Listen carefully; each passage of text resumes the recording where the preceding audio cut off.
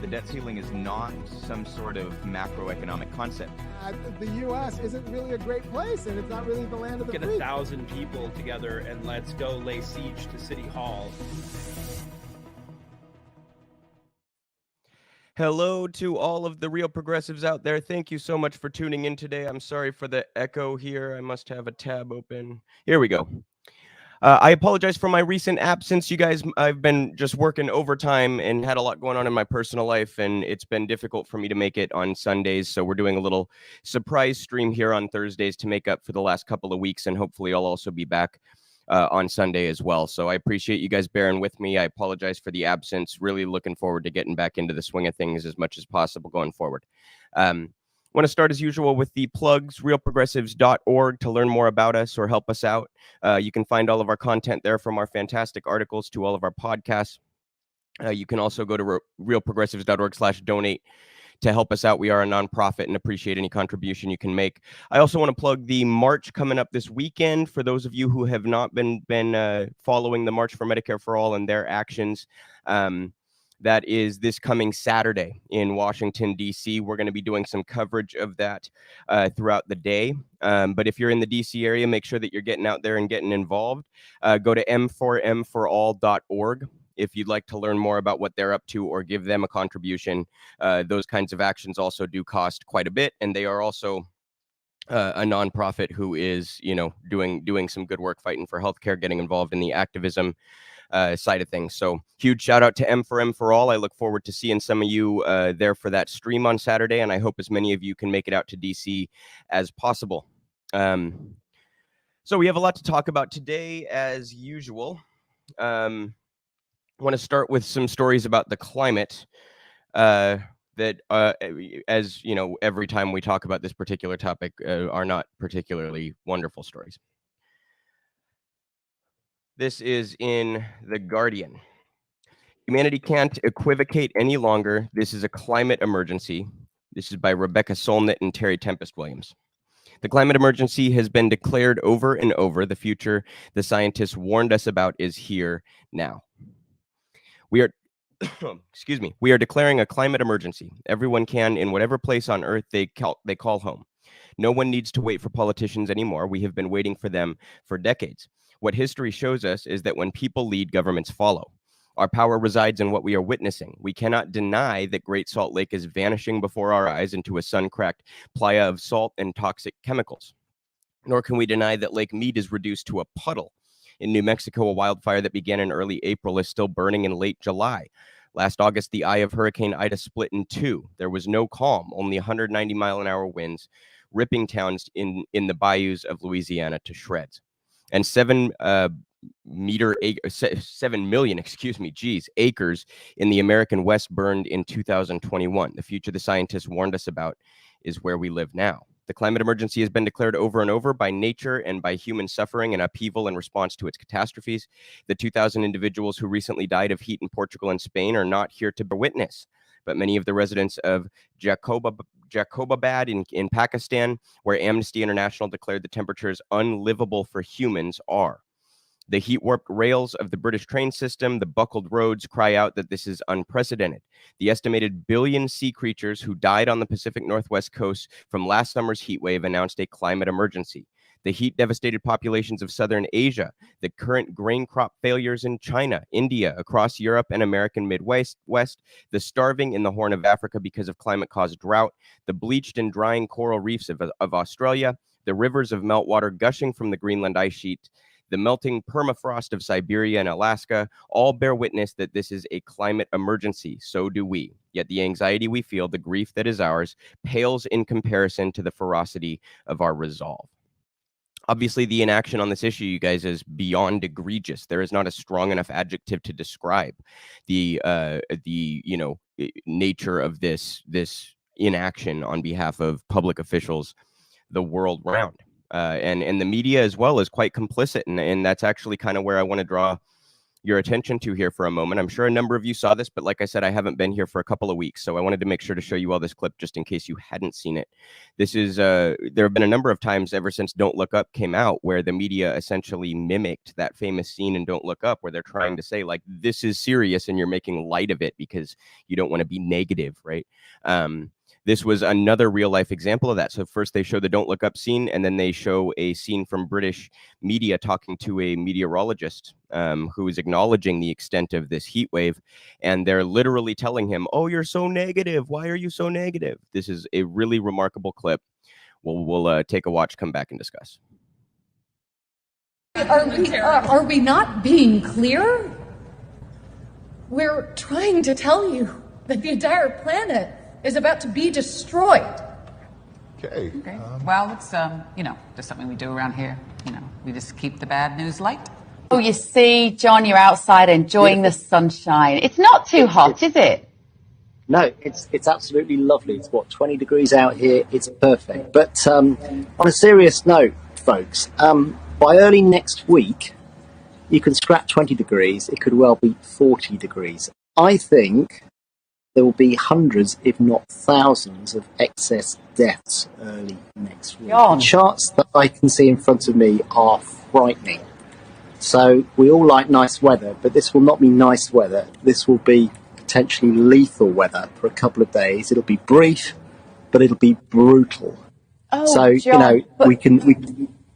Yeah. So, John, I want us to be happy about the weather and I don't know whether something's happened to meteorologists to make you all a little bit fatalistic and harbingers of doom.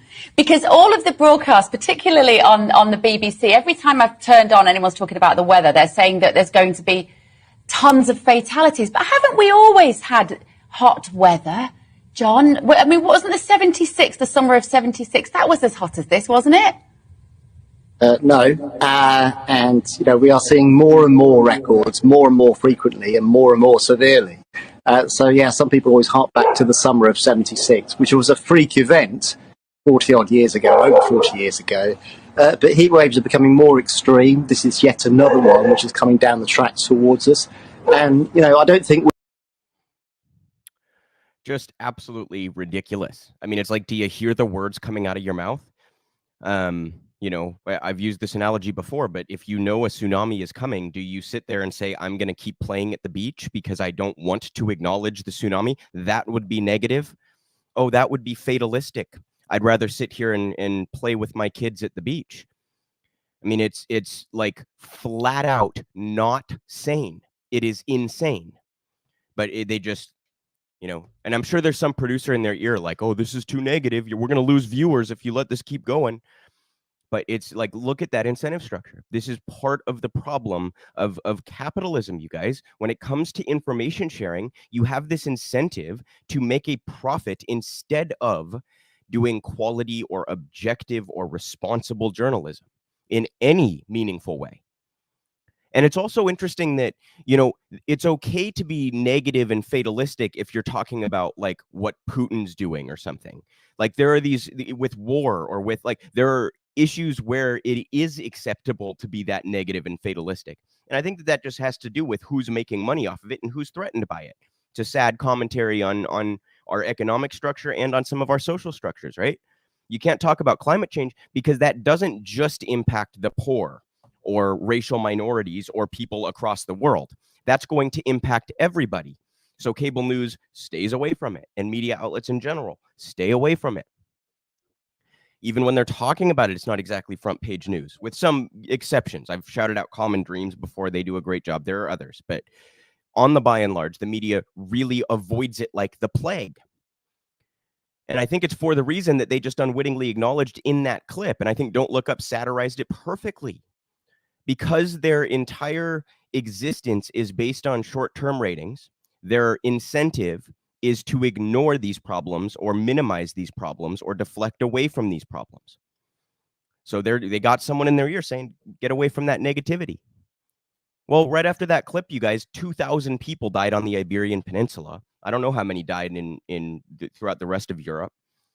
We were reading in that article about how the UK was having all sorts of issues with their infrastructure because they're not built to withstand that kind of heat. So it's a sad commentary, the way that the media is complicit in all of this because they are so financially intertwined with the very industries that stand to profit from the climate catastrophe. And we also, I didn't bring anything up about this, but it looks like Democrats are going to pass some form of climate legislation, which is going to be grossly inadequate, right? They're calling it historic because it's something like $400 billion.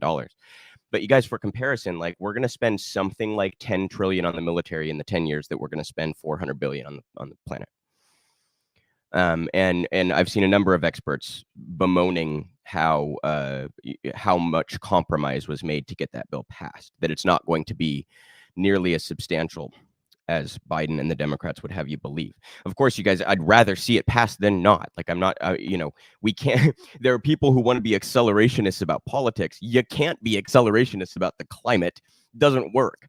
You can't sacrifice the short term for the long term when this is an issue that could be an existential threat to us in the coming years, or already really is an existential threat to us. We have already crossed these lines of no return, or crossed lines that would take us centuries to get back. So at this point, it's about mitigating damage, and we still refuse to act in any substantial way.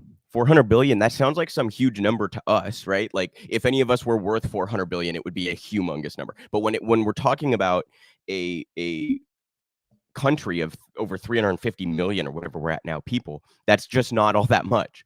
Just look at the military budget. Look at how much we spend on other things like research and development checks for corporations or what have you, bailing big businesses out during COVID, like the airline industry or what have you. We're going to talk about the microchips bill that just passed here in a moment. That's another example. Just throw money at the big corporations, ignore the planet. Throw money at war and the military contractors, ignore the planet. Bemoan the increase to the deficit or debt if it's anything to do with helping people or turning around the climate crisis, but happily play along when it comes to anything to do with war or helping corporations or banks.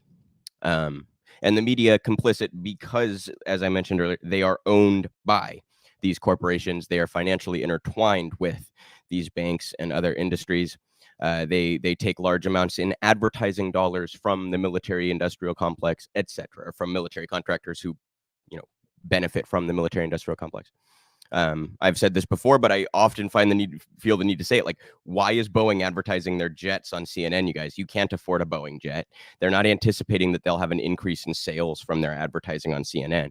What they're anticipating is, first of all, keeping their name recognition high and positive, but also they know that they're buying positive coverage from CNN whenever it comes to any sort of foreign issue or controversy, foreign policy issue where they stand to financially benefit. So, it's a really sad story, and it could be a significant portion of our downfall as a fucking species, and the at least crippling of life on this planet because of our inaction and our decision to choose corporate profits over having a fucking habitable place to live. And then you also have, of course, the other capitalists who are deciding to exploit this to spend a bunch of money on their own personal space adventures, which don't seem to bear much fruit for science or anything that could be deemed part of the collective good. Anyway, this climate crisis became very obvious with the heat wave that went through Europe, and I thought that it was worth talking about. It's really something that I should cover more often than I do. I try to touch on it every week, you guys, but it's one of those issues that I don't think any media outlet really covers enough. It's an existential threat. And, the fact that these things get hung up over a multimillionaire fossil fuel invested, corporate conservative asshole like Joe Manchin and the others who are happy to hide behind him. It's just a very sad commentary on the state of politics in this country, and that the media goes along with it without really making much effort to call it out is sort of an added layer to that. So we need to take action right now. I'm glad to see that there's going to be a bill passed at all in Congress and in the Senate there, but it's it's far too little, far too late, and the Democrats will try to frame it as historic. And what's really bad? It's actually even worse than what I just said, because it is historic, and yet it still is grossly, failing to meet the moment and failing to meet the needs of the planet. It, like, by a wide margin, you guys. We need to spend trillions on the climate over the next 10 years, and this is 400 billion. I mean, it's inadequate by very large measures. So it's just a very sad commentary on the state of things, and I don't know what else to say that could make that a little less depressing. I'm not going to be like those news anchors that are like, "Oh, you meteorologists," you know what I mean? This is a depressing, terrifying topic. And I think we all should be shaking in our boots to some degree, and doing much more to force the hands of those in power who are refusing to act. As I said, we're going to talk about this microchip bill, which, you know, Bernie kind of had quite a few moments on in the Senate. He gave quite a speech. It was like 20 minutes long or something. And, you know, I'm often hard on Bernie for not being as strong as I would like on a lot of these issues. But this was a good job that he did, pushing back on this bill, which would basically write a blank check to big tech. And, you know, on the surface, I certainly don't oppose like producing more microchips domestically. That I don't oppose. But what we've done here is what we often do. It's the same thing we did with the airline industry, you guys, where an industry decides to lay off a whole bunch of workers, then complains that they can't get done what they need to get done, and demands that Congress fund it. So they get to win on all sides. They lower their cost by laying off their workers, and then they basically get the public to pay for those workers to come back, and then they get to reap the profits off of the labor of those workers that are now being effectively paid for by the public. So they get their labor costs subsidized, is what's happening here, after they created their own problem, which they are now expecting the public to fix. This is free market capitalism in the United States, you guys. This is how it works.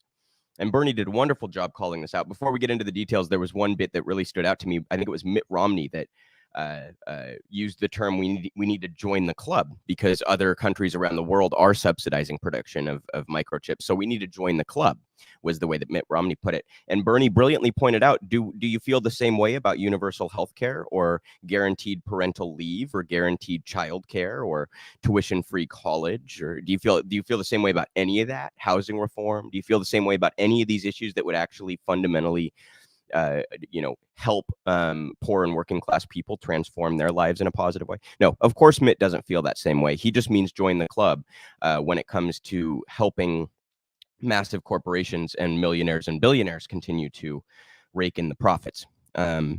So I thought that was a really wonderful job by Bernie. Bernie pointed out how much lobbyists contribute to Congress, and then Congress turns around and does their bidding. He pointed out that there are 1,500 pharmaceutical lobbyists that are on the books working in DC right now, and we obviously pay the highest prices for pharmaceutical drugs in the world. That is no coincidence.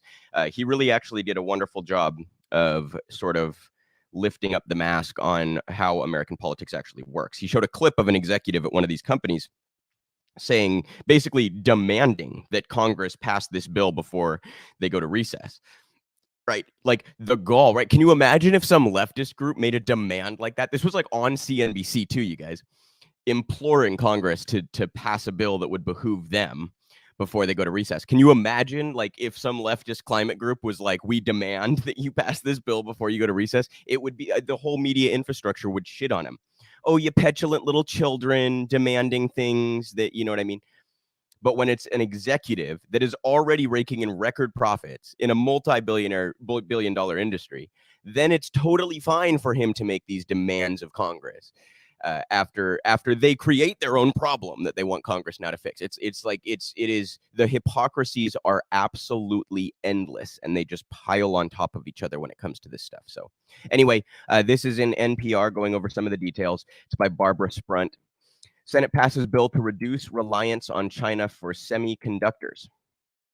And it has passed a major piece of legislation aimed at supporting domestic manufacturing of semiconductor chips that power the nation's smartphones, cars, computers, medical equipment, and weapon systems.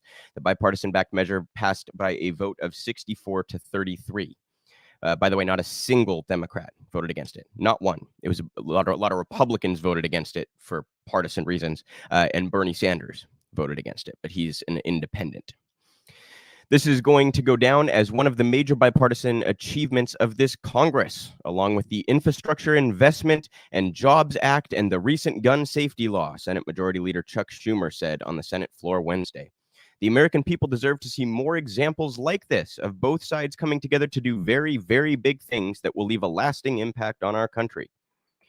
CHIPS bill creating helpful incentives to produce semiconductors for America Act would provide $54 billion in grants for semiconductor manufacturing and research, tens of billions to support regional technology hubs, and tax credit covering 25% of investments in semiconductor manufacturing through 2026. I heard one figure, I don't know how accurate this is, that it is basically a $79 billion blank check to big tech when it's all said and done. And, I just want to point out there, Chuck was going on and on about bipartisanship. I'm sure I will get this quote a little bit wrong, so someone please correct me in the chat if you happen to know it off the top of your head. But George Carlin had this wonderful line about bipartisanship where he said, bipartisan just means that a greater than usual deception is going on, or something to that effect. And I think that's exactly spot on, you guys. What is there bipartisan support for ever? Corporate tax breaks, research and development for giant corporations, bailing out the banks, wars all over the place, imperialism all over the place. These are the things that we have bipartisan consensus for. More money for police, always bipartisan consensus there, right? These are the things that we have bipartisan consensus on. When it comes to providing people with housing or education or healthcare or food or anything that they need, when it comes to enhancing people's lives or making it so that the lowest wage workers among us are exploited a little bit less, then there's no bipartisan consensus, right? In fact, then there's, if anything, bipartisan consensus against doing anything to help those in need, help the working class, uplift everybody. So bipartisan is not something that you should look for as a positive. It's not to say that every single thing that's ever been done on bipartisan grounds is bad, but I think the vast majority, if someone did a study on that, I bet you 99% of the things that have ever been done on bipartisan grounds are things that progressives would be nauseated by. And this is another one. So the Democrats, touting that as a win just tells you how out of touch they are with the way that working class people feel about these issues. And of course, the party purports to be the party of the poor and working class. Instead, they are now really the party of big tech and the banks and the millionaires and billionaires. So we have two parties that represent those particular groups. The fact that we keep letting these industries dig their own hole. The airline one was perhaps even more egregious because part of the agreement when we gave out that stimulus package was you will agree to keep your people on staff so that you don't have this problem later on. And then the first day that they could, these major airlines laid everybody off, came back months later demanding more funding because they didn't have enough labor. So we're subsidizing their labor that they get to continue to profit off of. So they got to save a whole bunch of money one quarter by laying everybody off when the economy went down from COVID. Then they get to benefit off of subsidized labor and continue to make their profits, which have been in record numbers for a lot of industries over the last year or so. So we're perfectly happy, you guys, to use the public purse to the benefit of corporations and banks and billionaires. We're never happy to use it to the benefit of poor and working class people. And that is more and more evident as these hypocrisies continue to trickle on. And, to that end, the deficit hawks like Joe Manchin and most of the entire Republican Party, most of the entire Democratic Party, you notice how quiet they get when it comes to giving a $79 billion blank check to big tech. Suddenly, there's no concern about the deficit, right? That's only when we want to address climate change or help people that there is a concern about the deficit. And this is why MMT is so important, you guys. This is why learning how to frame discussions surrounding federal finance is of the utmost importance, because we cannot concede home field ground there to our opponents when it comes to how we frame these issues. And, those hypocrisies are very important to point out. So this another one, and I will give credit to Bernie Sanders when he deserves it. I think he did a fantastic job of going right after the issue there, calling his colleagues corrupt, calling out the money trail. And he kept using the term when he showed that executive that was making demands of Congress. He was like, this makes clear who the puppeteer is and who the puppet is. I thought that was a really wonderful way to put it. Obviously, Congress being the puppet for giant corporations and banks, and in this case, big tech. So we'll keep up on that story as it develops, but it sure looks like we just gave a massive handout to these big tech companies to subsidize the labor they decided to lay off against everybody's best judgment. So win-win for big corporations, which is just stunning, right, you guys? Just absolutely stunning. So we have a number of police stories to cover here. We're going to start with a couple of recent instances of brutality. First, we have an article in HuffPost. It's by Philip Jackson. Deputy kills unarmed man after alleged shoplifting from Houston Dollar General. Footage shows a Harris County Sheriff's Office deputy, chasing the man, pinning him down and hitting him with a stun gun before shooting him in the back. I watched that clip, you guys. I couldn't find anywhere where I could download it to show it to you guys, but that clip is out there if you want to go watch it. It is obviously devastating. He tases the guy who's running away from him, and then there's a bit of a struggle as he takes him to the ground. The guy is holding the taser but does not have his finger on the trigger. So he's kind of holding it like this with the trigger over here, like holding it by the what would you call that? The foot of the gun or whatever. I'm not a gun person. I don't fucking know. Correct me in the chat, please. But anyway, he does not have his finger on the trigger. He's holding the taser out, which his family speculated was to try to keep the taser away from the officer who had just tased him with it. His last words were, "Why did you tase me, man?" The cop pulls out his gun and says, "I will shoot you. I will fucking shoot you." So he drops the taser, which is the last thing you see before the officer puts a round in the back of his head and neck, killing him. Again, I couldn't find a version of that video that I could download, but that is floating out there if you guys want to take a look. Again, it is devastating footage. Fair warning on the content. Back to this article here. Sheriff's Department in Houston released body camera footage last weekend that shows a deputy holding down a black man and fatally shooting him at close range after receiving 911 calls about an alleged shoplifting and assault at a Dollar General store. Sergeant Garrett Harden of the Harris County Sheriff's Office pinned Roderick Brooks to the ground on July 8th after a foot chase and shot him, the video shows. Sadia Evangelista Kariem, I apologize if I've butchered that, an attorney for Brooks' family, told Huffington Post that the deputy shot the 47-year-old near where his head and neck meet. Brooks' family has alleged police brutality and misuse of force, and on Tuesday called for the Texas Rangers and U.S. Department of Justice to investigate the shooting. They believe the law enforcement footage tells only part of the story. Demetra Brooks Glaze, Brooks' sister, said witnesses told the family that the officer hit Brooks several times and that it was not shown in body camera footage released by the department. Quote, "The world needs to see what they are doing. In this case, they are not showing everything," she said, calling the shooting a racist act. "What gives you the right to take somebody's life by shooting them in the back of the head and neck?" Brooks Glaze added. So, one of those instances that is hardly surprising, but no less morally shocking. And, another black man murdered by police. This is a very common tale in this country. You guys know my views on this. I think we need to defund and abolish police and start from scratch. I don't think we can have an institution that is born out of slave catchers turn into a healthy institution. I don't think you can reform that. I don't think you can reform that. The guy was dropping the taser. He's on his stomach and face on the ground. The officer has him pinned down, and he shoots him in the back of the fucking head and neck. You telling me you thought your life was at risk? By the way, even if the guy still had the taser in his hand, that's not a threat to your life. That's not a threat to your life. So, and he doesn't choose to shoot him in the arm that he's reaching for the taser with. He shoots him in the back of the fucking head and neck. You cannot reform that, you guys. And I also just want to point out that this gets worse and worse in terms of, like, as public perception on this has shifted since George Floyd and others that were very high profile cases. And we saw these historic protests over the course of the last few years, particularly the summer of 2020, I want to say it was. That means that cops are like on alert that the public has had it with this. They know they're wearing a body camera, and they still feel emboldened to do this. That tells you just how broken all of the systems of accountability are. They don't feel the least bit threatened by internal affairs or by other investigators. They don't feel the least bit threatened, even by the public pressure from these protests and from, you know, pushes to elect progressive prosecutors and judges and things. They don't feel the least bit threatened. They still feel emboldened to murder people for nothing.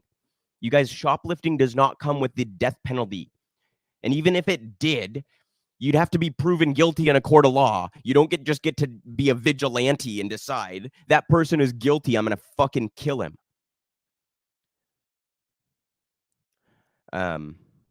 Cops are more violent than the criminals they purport to combat. That is, to me, that's just a statistical reality at this point. And they're also, by the way, very bad at solving and preventing violent crime. So they're bad on both sides of this. So that was another devastating example of police brutality that has happened here in the last month or so. And we have one more. I don't have the victim's name on this one, but the officer is John Cox. This is a clip of how Cox treated this particular individual. By the way, the chief here said, I believe before this video leaked, the chief came out and said that the officer never struck the man. Keep that in mind while you watch this clip.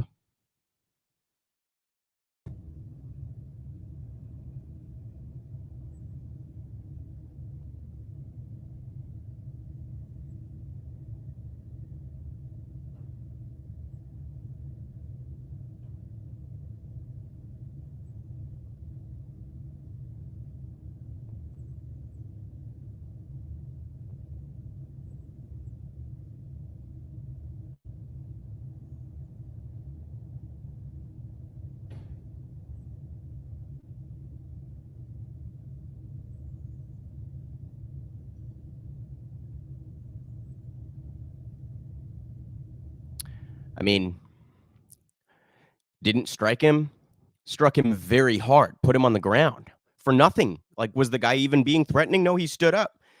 Officer even had one of his arms. And then once he's on the ground, he picks him up and drives his fucking head into the ground. These are brutal thugs. They behave this way systemically. This is a pattern. You cannot explain this with the bad apple nonsense. We need to defund police and start from scratch. To me, it is patently obvious at this point, but apparently that battle still has a long way to go in terms of public perception. I think one of the reasons why it has a long way to go in terms of public perception is how much police departments pump into their PR departments, which is just doing outright Copaganda. We bring you a lot of threads from Alec Karakatsanis, who's an attorney and journalist of sorts who comments on this regularly and debunks some of the mainstream propaganda that is pro law and order prosecutors and pro police, etc. But today I actually have an article from him in Jacobin. Police departments spend vast sums of money creating propaganda. U.S. police departments spend tens of millions of dollars every year to manipulate the news, flooding the discourse with propaganda. These aggressive tactics give the public a distorted view of what public safety means, what threatens it, and how to solve it. In May of this year, I testified at a hearing in San Francisco where city leaders questioned the police department's funding and use of public relations professionals. That funding was heavier than you might expect. According to police department documents provided to the County Board of Supervisors, budget items included a 9-person full-time team managed by a director of strategic communications, who alone cost the city $289,423 a year. An undisclosed number of cops paid part-time to do PR work on social media, a community engagement unit tracking public opinion, officers who intervene with the families of victims of police violence and who are dispatched to the scenes of police violence to control initial media reaction, and a full-time videographer making PR videos about cops.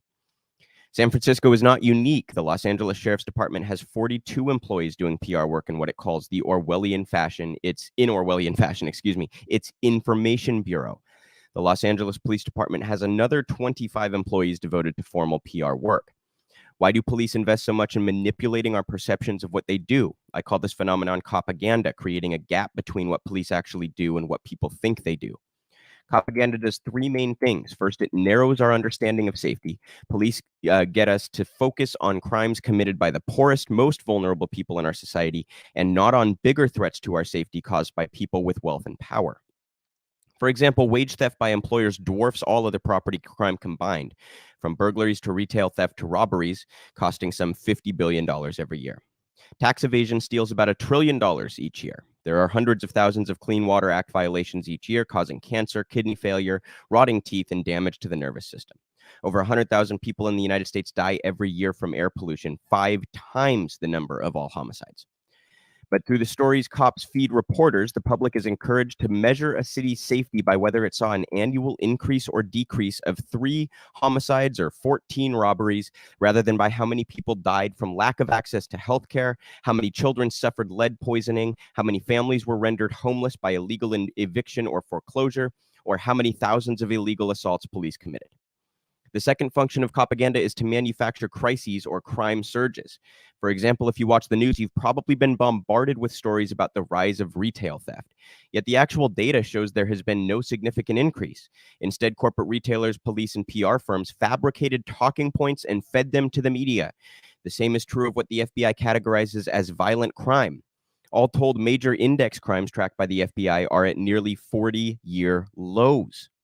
The third and most pernicious function of Copaganda is to manipulate our understanding of what solutions actually work to make us safer. A primary goal of Copaganda is to convince the public to spend even more money on police and prisons. If safety is defined by street crime and street crime is dangerously high, then funding the carceral state leaps out to many people as a natural solution. The budgets of modern police departments are staggeringly high and ever increasing, with no parallel in history, producing incarceration rates unseen around the world. Police and their right-wing unions, which have their own PR budgets, want bigger budgets, more military-grade gear, more surveillance technology, and more overtime cash. Multi-billion-dollar businesses have privatized nearly every element of these bureaucracies for profit, from the tasers and AI software sold to cops to the snacks sold at huge markups to supplement inadequate jail food.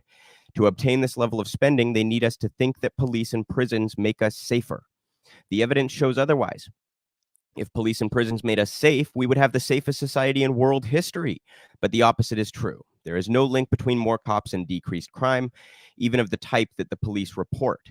Instead, addressing the root causes of interpersonal harm, like safe housing, healthcare, treatment, nutrition, pollution, and early childhood education, is the most effective way to enhance public safety. And addressing root causes of violence also provides the other harms. Also prevents the other harms that flow from inequality, including millions of avoidable deaths. The instance that increased policing is the key to public safety. The insistence, that increased policing is the key to public safety is like climate science denial. Just like the oil companies, the police are running an expensive operation of mass communication to convince people of things that aren't true. Thus, we are left with a great irony. Even if what you most care about are the types of crimes reported by police, those crimes would be better reduced by making our society more equal than by spending on police and prisons. Powerful actors in policing and media both manufacture crime waves and respond to them in ways that increase inequality and consolidate social control, even as they do little to actually stop crime. Copaganda not only diverts people from existential threats like imminent ecological collapse and rising fascism, but also boosts surveillance and repression that is used against social movements trying to solve those problems by creating more sustainable and equal social arrangements. Hearings like the one I testified at in San Francisco are needed across the country. Local council members should scrutinize the secretive world of police PR budgets because the public deserves to know how police are spreading misinformation.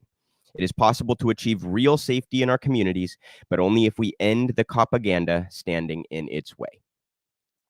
As always, absolutely fantastic work from Alec. I really encourage you all to follow his work at Equality Alec on Twitter, as we're going to get to here in just a minute. But that was a wonderful breakdown of how, at least on the surface level, Copaganda works and how well funded and resourced it is, and why the public seems to have such misconceptions about crime, the root of crime, how to solve crime, how to deal with crime, which crimes are most prominent, which crimes cause the most harm. We seem to have it pretty much all backwards. Police have not only convinced us to only care about the kinds of crime that they purport to address, but they have also managed to convince us of the wrong solution. So it's not only sort of narrowing the topic matter down to what is most favorable to them, it's then making us misunderstand that topic matter. It's a really impressive show of PR strength, quite frankly, in propaganda. And it's really sad that it's been utilized for such a harmful, horrendous cause. But be aware when you hear talking points about rising crime, it's simply not true. The statistics do not show that, you guys. There was a small bump in overall crime that left us still near, as they said in the article there, historic 40-year historic lows in crime. And the other thing is that when you add another set of data to that, police in general, how much funding does this city or this constituency spend on police? You do not see higher rates of safety or lower rates of crime when you add police or add jails or add prisons. It doesn't correlate. So as he said, if imprisoning people was an effective way to create a safe society, we would have the safest society in the history of the world. We don't. And a lot of the damage in our society, a lot of what makes our society unsafe, are the exact kinds of crime that police choose to ignore, right?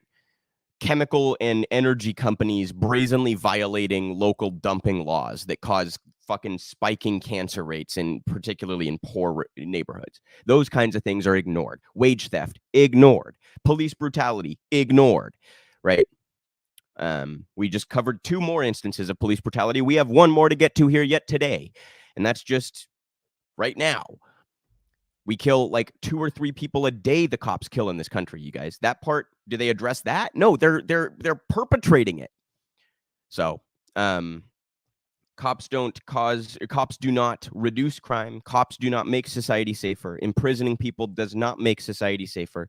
We need to sincerely and earnestly rethink what it is to try to reduce crime. We need to rethink what causes crime and how we need to address it. And Alec is constantly pounding away at that issue. And speaking of him, we have 1 thread here to show you as well. He says, thread, a quiet scandal is happening in D.C. Biden has nominated 3 brutal prosecutors as judges for local D.C. courts, including the same prosecutor Trump tried and failed to nominate to the highest court in D.C. If Congress allows this, it's a disaster for people in D.C. Each of Biden's nominees chose to devote their professional career to anti-science human caging policies that are unprecedented in history. That choice to use power and privilege to crush poor people was what made the highest-ranking one appealing to Trump. I litigated for years against the office from which Biden selected the other 2 of these nominees. We proved rampant prosecutor misconduct, lying, sweeping ethics violations under the rug, complicity with cop violence. Where have these nominees spoken publicly against this? Each of those nominees chose to work for years in an office that is responsible for D.C. caging Black people at a rate 19 times that of white people and almost exclusively poor people. Our courts are stacked with former prosecutors. They are stacked with people who, knowing the scientific consensus of evidence against human caging, still choose to devote their careers to ruthlessly crushing almost poor families without a shred of evidence it did any good. I think he meant almost all or almost exclusively poor families. People like this make us less safe. In addition to increasing crime, incarceration also kills us all. Mass incarceration policies reduced overall life expectancy of every American by 2 years. These prosecutors could have taken almost any job. They could have chosen not to separate children, but they chose power. They chose to help police brutalize people when communities needed investment in care. And if Democrats don't stop it, they could be made judges. It's typically not seen as acceptable to speak these truths about the senseless damage prosecutors have done in the era of mass incarceration. But the consequences for people's bodies, minds, and families are profound. Writing in the Yale Law Journal, I previously summed up the deplorable career of Preet Bharara with words that apply to virtually every prosecutor's office in the country over the last couple of decades. And I want to read this for you guys. Bharara, like all of us, knew that the people he chose to cage were significantly likely to be physically and sexually assaulted, receive inadequate medical care, and be tortured in solitary confinement. For years, he oversaw all of the things, large and small, that federal prosecution entails in our society, pursuing mandatory minimum sentences to coerce guilty pleas, working with police with long histories of abuse and constitutional violations, covering up police lying, rejecting science and forensic evidence, placing metal restraints on criminal defendants and immigrants in court so that they cannot hug their families, threatening people with longer imprisonment unless they give up their rights to a jury trial, imposing pretrial detention in dangerous and grotesque conditions, creating racial disparities, separating children from their parents without evidence that it benefits anyone, and displaying massive disregard for the crimes of the elite. And he's right, that is a pretty good generalization of what prosecutorial offices have done around the country, not just recently, but for quite some time. Once again, Add Equality Alec, go give him a follow, you guys. He's absolutely fantastic. One more story here to kind of build off of that I'm sure, again, a lot of you have been following. A corrections officer, an off-duty corrections officer in New York, killed a child for playing with a toy gun, and the response from police in New York has been egregious, to say the least. Repugnant, repulsive, probably a better adjective. This again, CBS News. Off-duty New York City corrections officer charged with murder in teen's shooting death. So this is one of the rare instances where they are actually being charged. That's a small positive. An off-duty New York City corrections officer has been charged with murder in the shooting death of an 18-year-old in the Bronx, authorities said. The NYPD said in a statement that a little after 1:30 a.m. on Thursday, police responded to a report of a shooting and found an 18-year-old unconscious with a gunshot wound to the face. He was taken by ambulance to a hospital where he died, police said. He was identified by police as Raymond Chalasant. I apologize if I'm butchering that name. Dion Middleton, 45-year-old corrections officer, was charged with murder, manslaughter, and criminal possession of a weapon in Chalasant's killing, the New York PD said.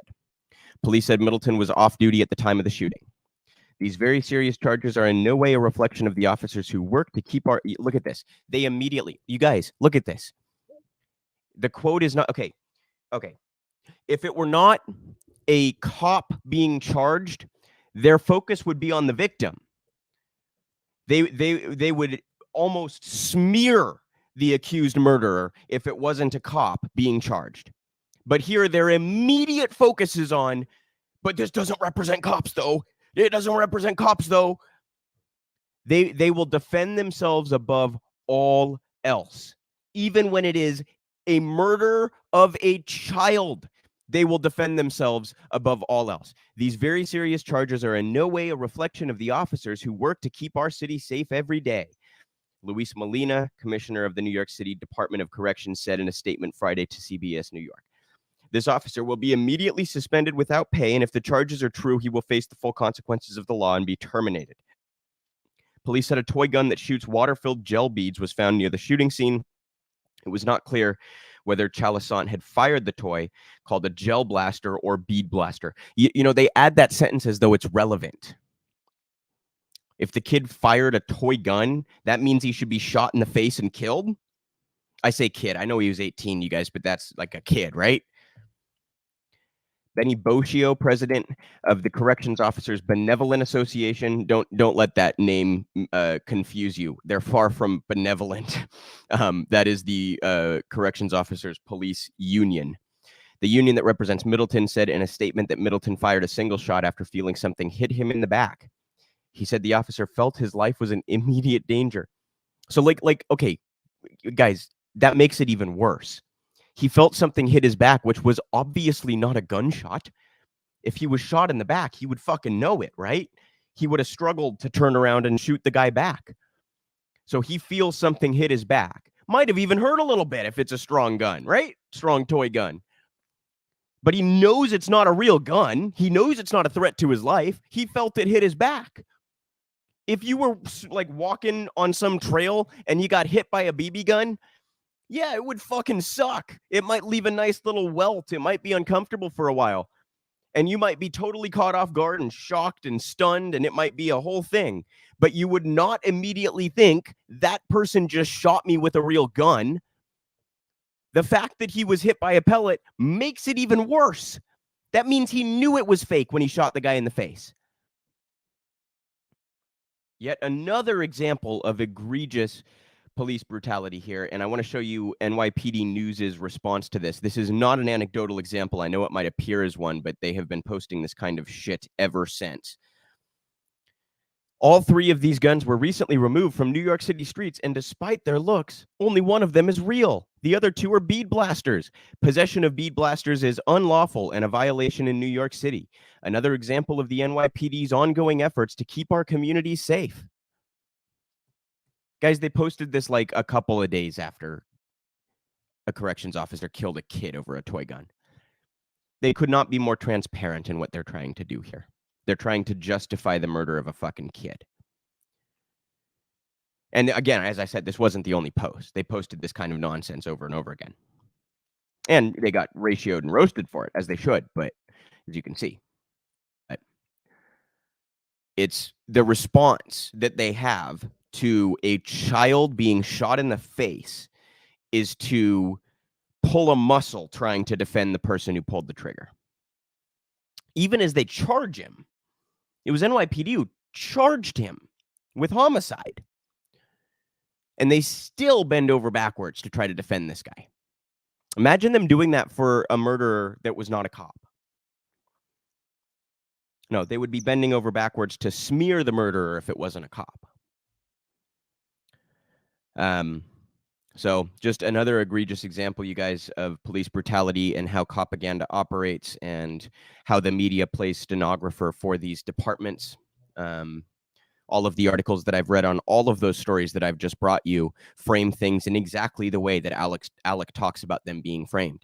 It's one of those pretty much universally true phenomenon. So one more thing here on police. Actually, two more things here on police. I know this has been quite a long segment, but there's been a lot to talk about recently. This is tweeted out by People City Council Los Angeles. Wonderful follow on Twitter if you want to keep up on things going on in Los Angeles. This is an account that pretty constantly is all over LAPD. 1/3 of people killed by the police were running away, attempting to flee. Cops are killing people who pose no threat to them or their surroundings. Police keep shooting people in their back as they run away. People run because they're afraid of these violent killers in uniform. And they post their data here. Hunted, 1 in 3 people killed by U.S. police were fleeing, data reveals. In many cases, the encounters started as traffic stops or there were no allegations of violence or serious crimes. Nearly 1/3 of people killed by U.S. police since 2015 were running away, driving off, or attempting to flee. Police are killing more people who are fleeing, but charges and convictions remain low. And you can see their data there, which I'm not going to go into in detail, but you guys get the point, right? How often do you see these stories where someone's running away from the cops, gets shot in the back, or someone's unarmed and gets shot, and the cop says, oh, he was reaching for a gun. Turns out it was his wallet or whatever. By the way, you cannot claim self-defense in a court of law. If you shoot somebody in the back, you cannot claim self-defense. You will not get away with that, but cops do all the time. All the time. And the last little bit on police here is Joe Biden and his outflanking Republicans from the right when it comes to police. He tweets here from his official POTUS account. How can congressional Republicans claim to be pro-police? And he has this little graphic up that boasts about how he is pumping a bunch of resources towards police. President Biden's actions to fund accountable policing and protect officers. Yeah. So you guys, he responded to historic protests and demonstrations in response to George Floyd and Breonna Taylor and a litany of others by saying, you guys remember this on the campaign trail, he said that he wanted to address police violence. Of course, he spent his whole career contributing to it and contributing to the more systemic and bigger picture issues that Alec was talking about earlier, mass incarceration, how the whole system operates, etc. Biden has spent his whole career contributing to that, right? He famously said he didn't want his kids growing up in a racial jungle. You know, he was the lead author of the '94 crime bill. I mean, the dude has been on the wrong side of this issue his entire career. Then he decides that since he's running for president during a time of historic protest, that he's going to rhetorically flip on that. But of course, now he's providing more, substantially actually more federal subsidies for police funding than even Donald Trump did.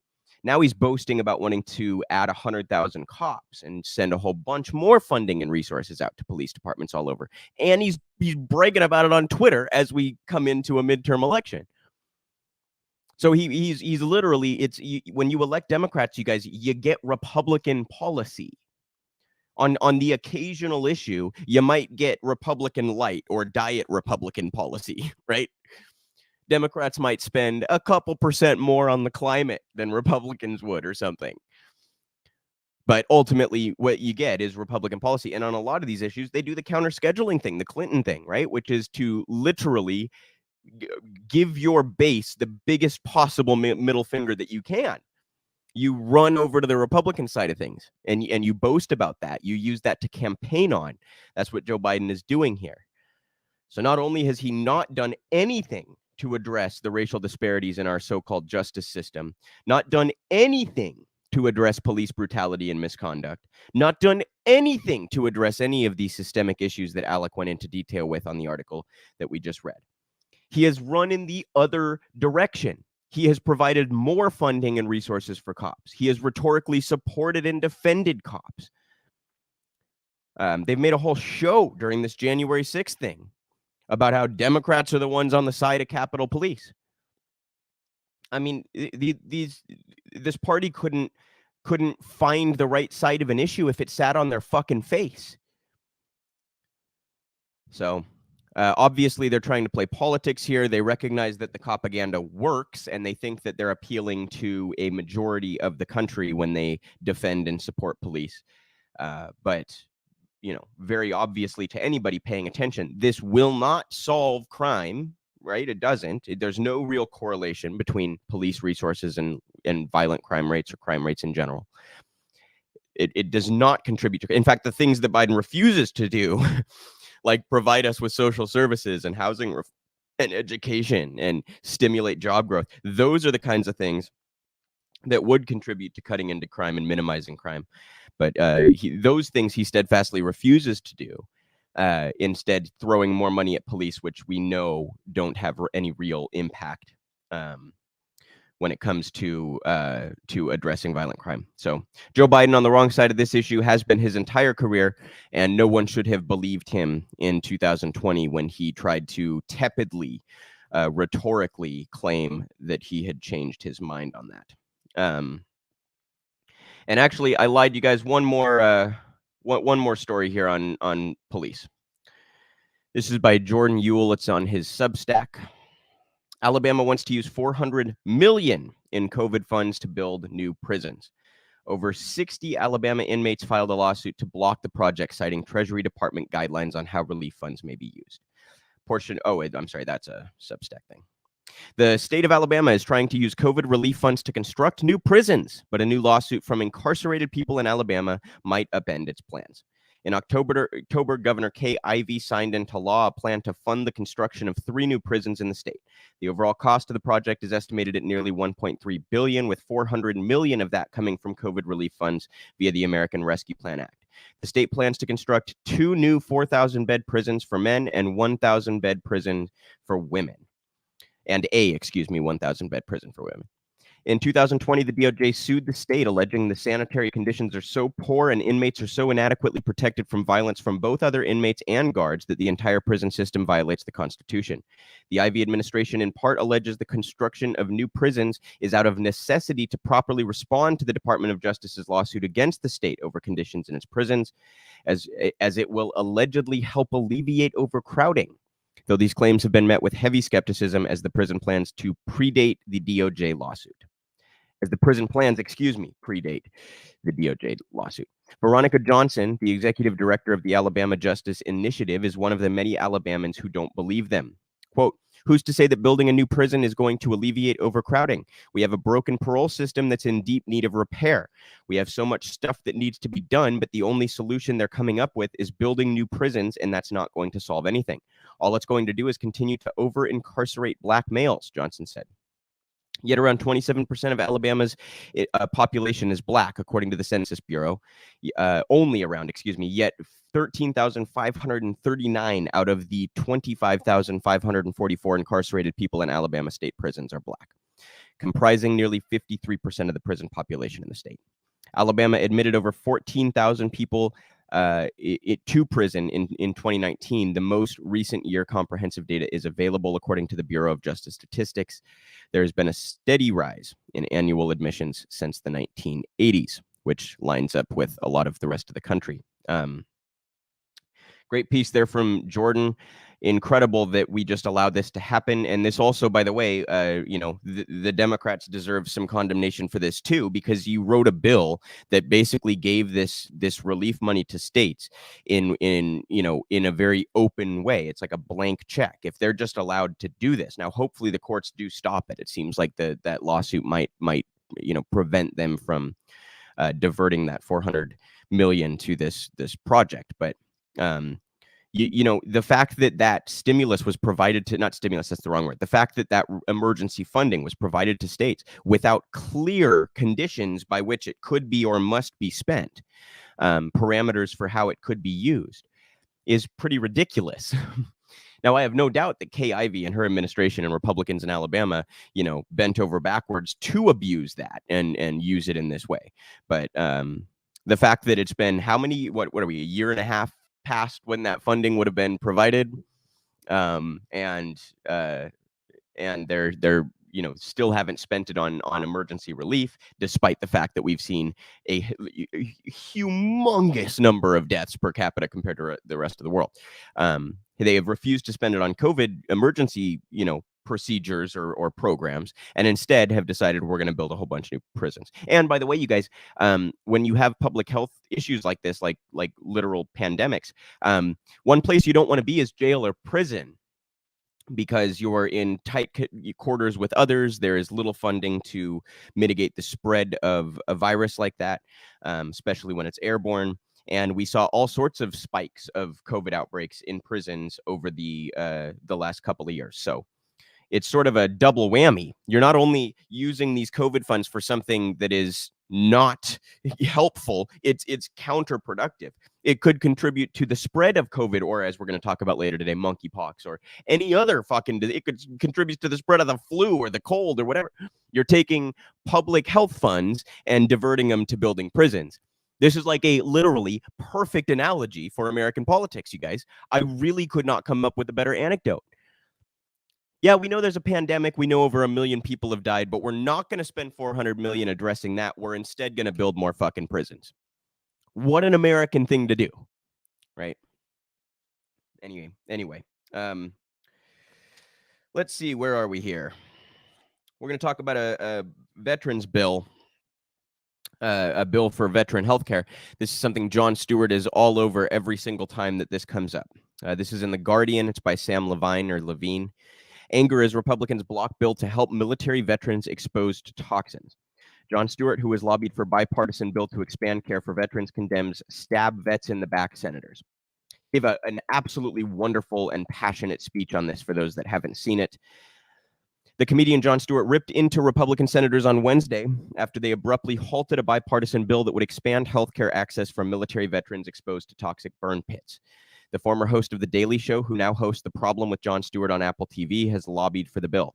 He called those who switched their votes stab vets in the back senators.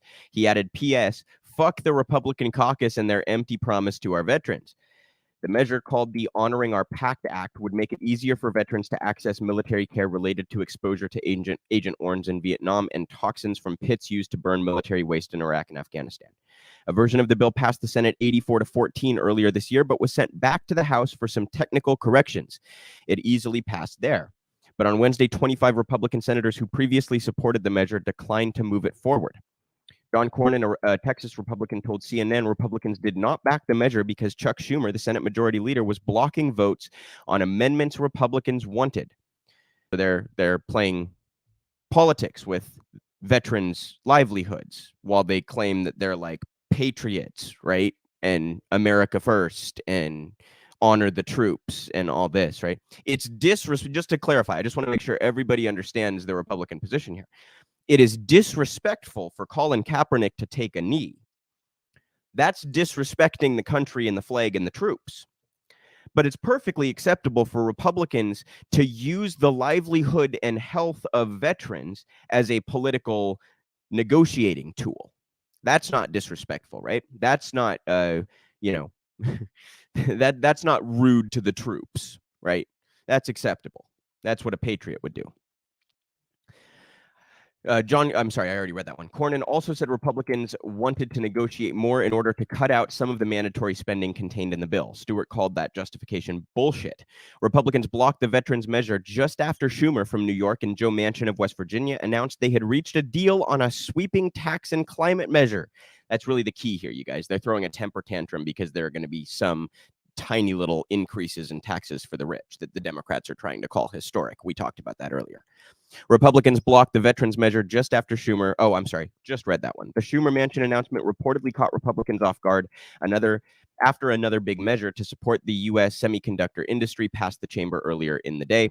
In a speech on the Senate floor, John Tester, the Montana Democrat who chairs the Senate Veterans Affairs Committee, said, "Putting this policy off does nobody any good whatsoever."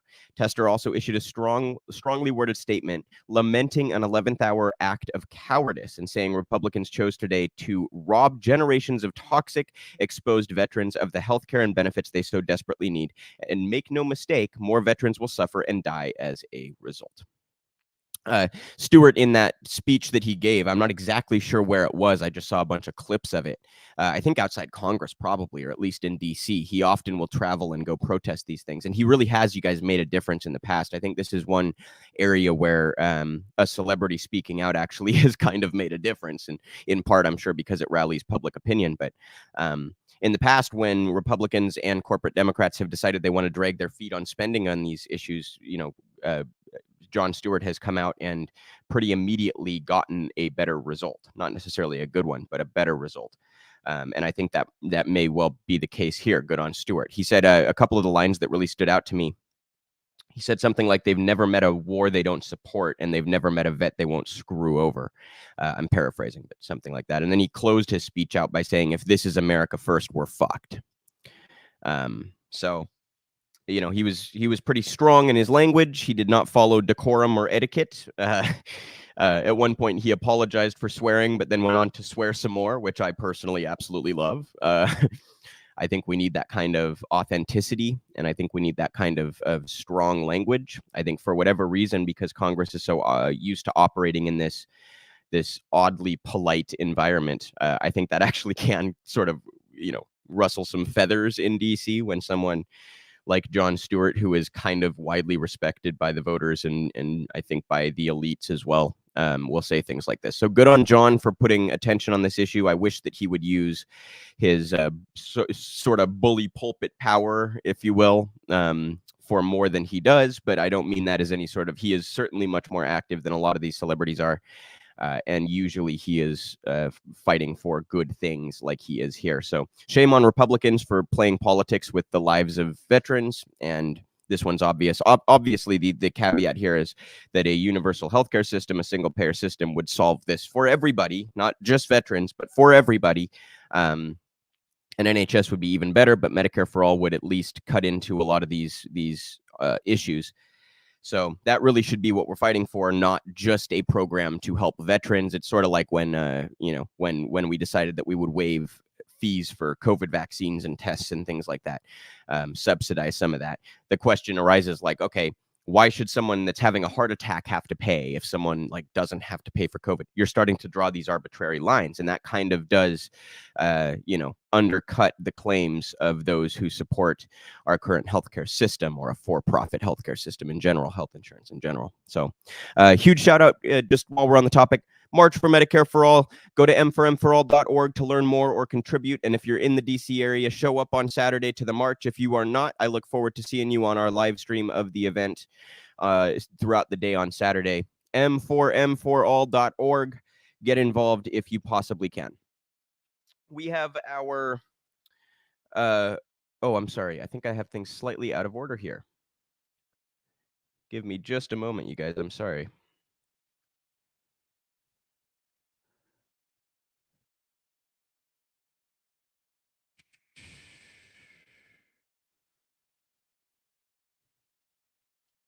I may have lost the article I had up here on this.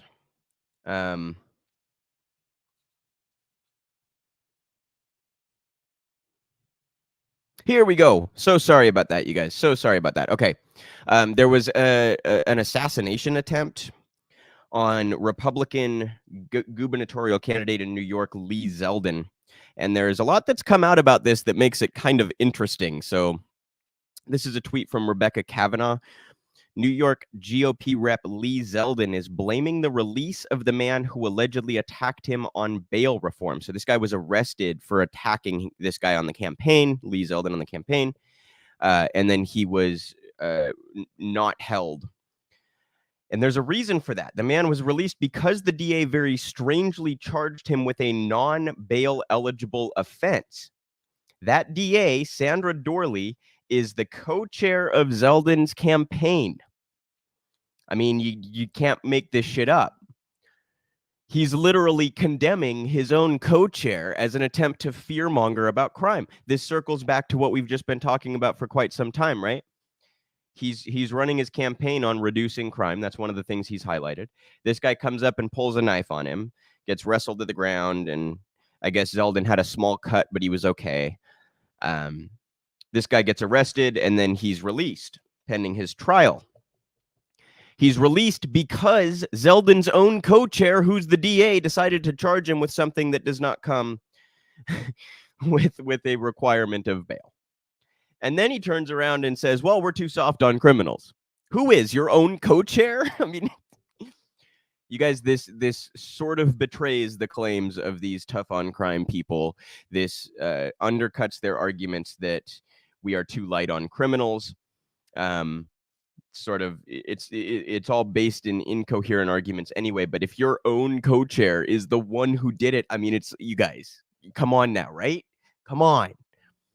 If this doesn't reveal how manufactured and how phony that narrative is, the tough on crime, law and order type narratives are, I don't know what will. So I know I've been driving this point home today, you guys, but I think over the last few weeks, we've had some revelations that make clear how important this issue is. And I hope that you all will take to heart that you cannot trust the framing by the mainstream media when it comes to issues surrounding crime and prosecution and police. And this another politician who's choosing to weaponize the misunderstandings of the public that are due to the Copaganda that we covered earlier. So shame on Lee Zeldin and his campaign co-chair for attempting to manufacture a crisis that they can benefit from and weaponize and campaign off of, and for playing into a faulty set of narratives that end up condemning millions of people to unnecessary incarceration and harm to their livelihoods and their futures. It's really egregious. It's really disgusting. It's nauseating. And, you know, I hope that the fact that we on the left are starting to really talk about this a lot, I hope the fact that people like Alec are starting to get attention for revealing this and making clear how these dynamics work. I hope that that will start to push us in the direction of progress. But this was quite a ridiculous story, right?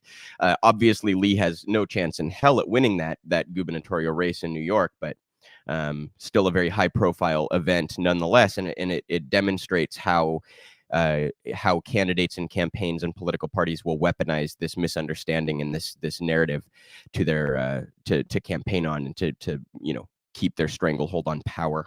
All right, so want to do our labor update here for the week. So we have a few different things to get into here. I have a tweet here from More Perfect Union at More Perfect US. If you're not following them, wonderful group. They're covering labor issues all over the place, covering strikes and unionization efforts and things of that nature, writing about them, doing videos about them, etc. At More Perfect US, go give them a follow. They tweet here, corporations have been quick to raise prices to pass inflation on to consumers.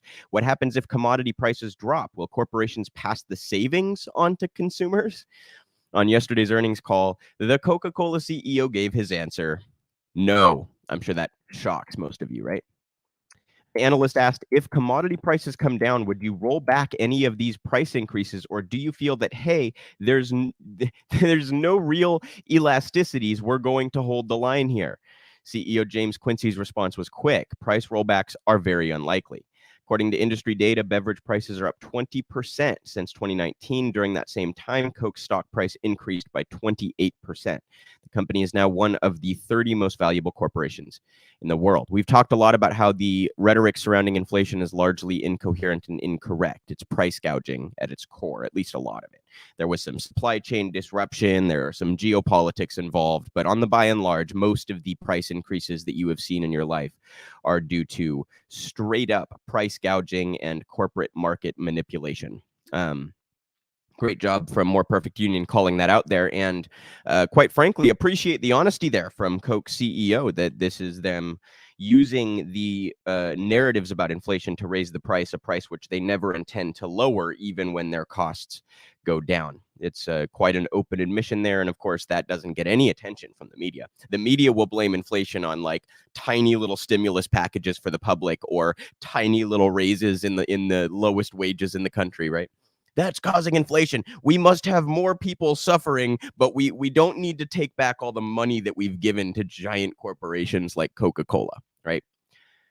On a more positive note, this also a tweet from More Perfect Union. Exclusive workers at the biggest Amazon warehouse in the U.S. are organizing a union with Amazon labor. Workers at MQY1 near Nashville face low wages, harsh productivity quotas, shorter breaks, and lots of firings. This is the third warehouse outside of New York City to organize with ALU.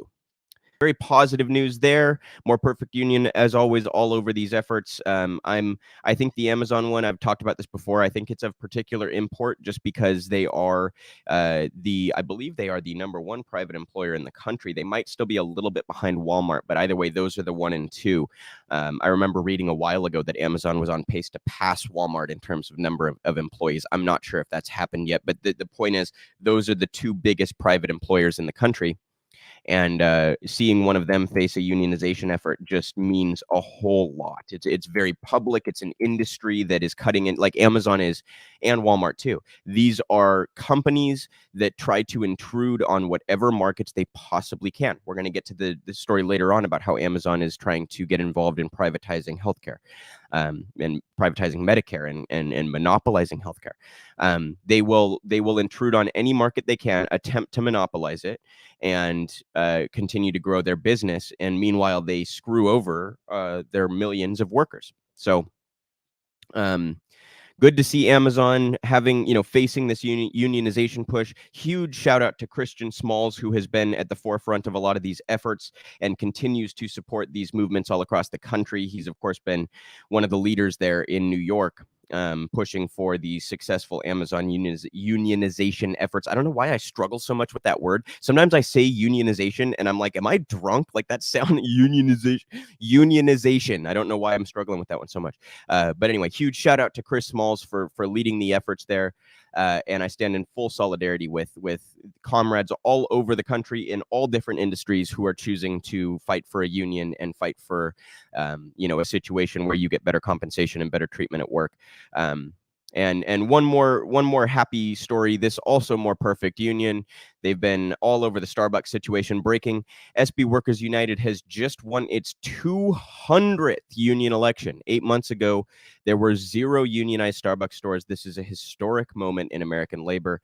Here's how we got there by the numbers. And they have a link there to their website where you can actually see a map of where Starbucks are unionized. If you're interested in finding out if your local store is unionized, you can go to More Perfect Union's website and take a look at their map there. And I'm thrilled to announce that one of the stores in Bellingham, Washington, my hometown, has unionized as well. So this movement has reached everywhere. Very encouraging to see. A quick comment on some of the rhetoric I saw going around online recently that somehow like baristas weren't working class because the aesthetic, like people were trying to say, well, they kind of serve the professional managerial class and the wealthy class. And you guys, they're working class. A barista is fucking working class. Okay, you don't have to be a steel worker to be considered working class. The perception, the aesthetic really does not matter, right?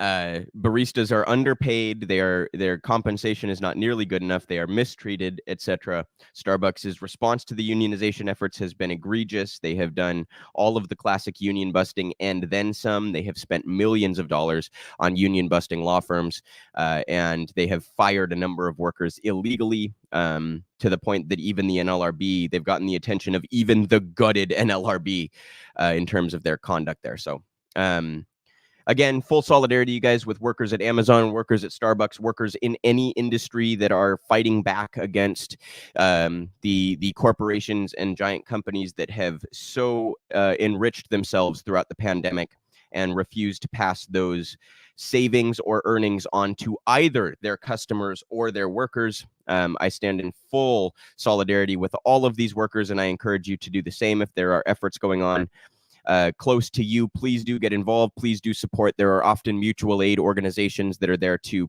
help out striking workers, defend, unionizing workers, etc. Get involved with those mutual aid. Don't cross the picket lines. Support workers when you see them demonstrating. All of those things do make a difference. So get involved in your communities as best you can, and let's keep this labor push going.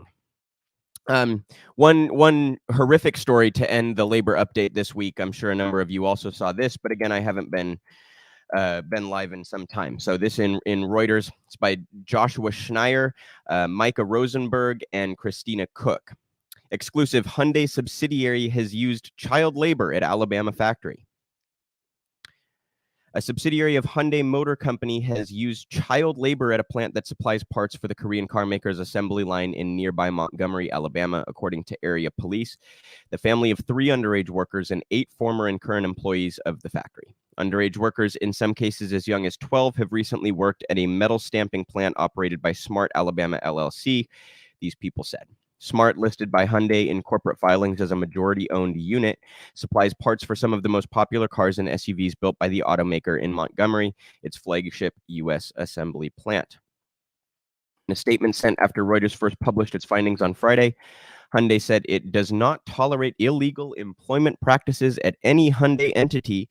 We have policies and procedures in place that require compliance with all local, state, and federal laws. It didn't answer detailed questions from Reuters about the findings. Smart, in a separate statement, said it follows federal, state, and local laws and denies any allegation that it knowingly employed anyone who is ineligible for employment. The company said it relies on temporary work agencies to fill jobs and expects these agencies to follow the law in recruiting, hiring, and placing workers on its premise.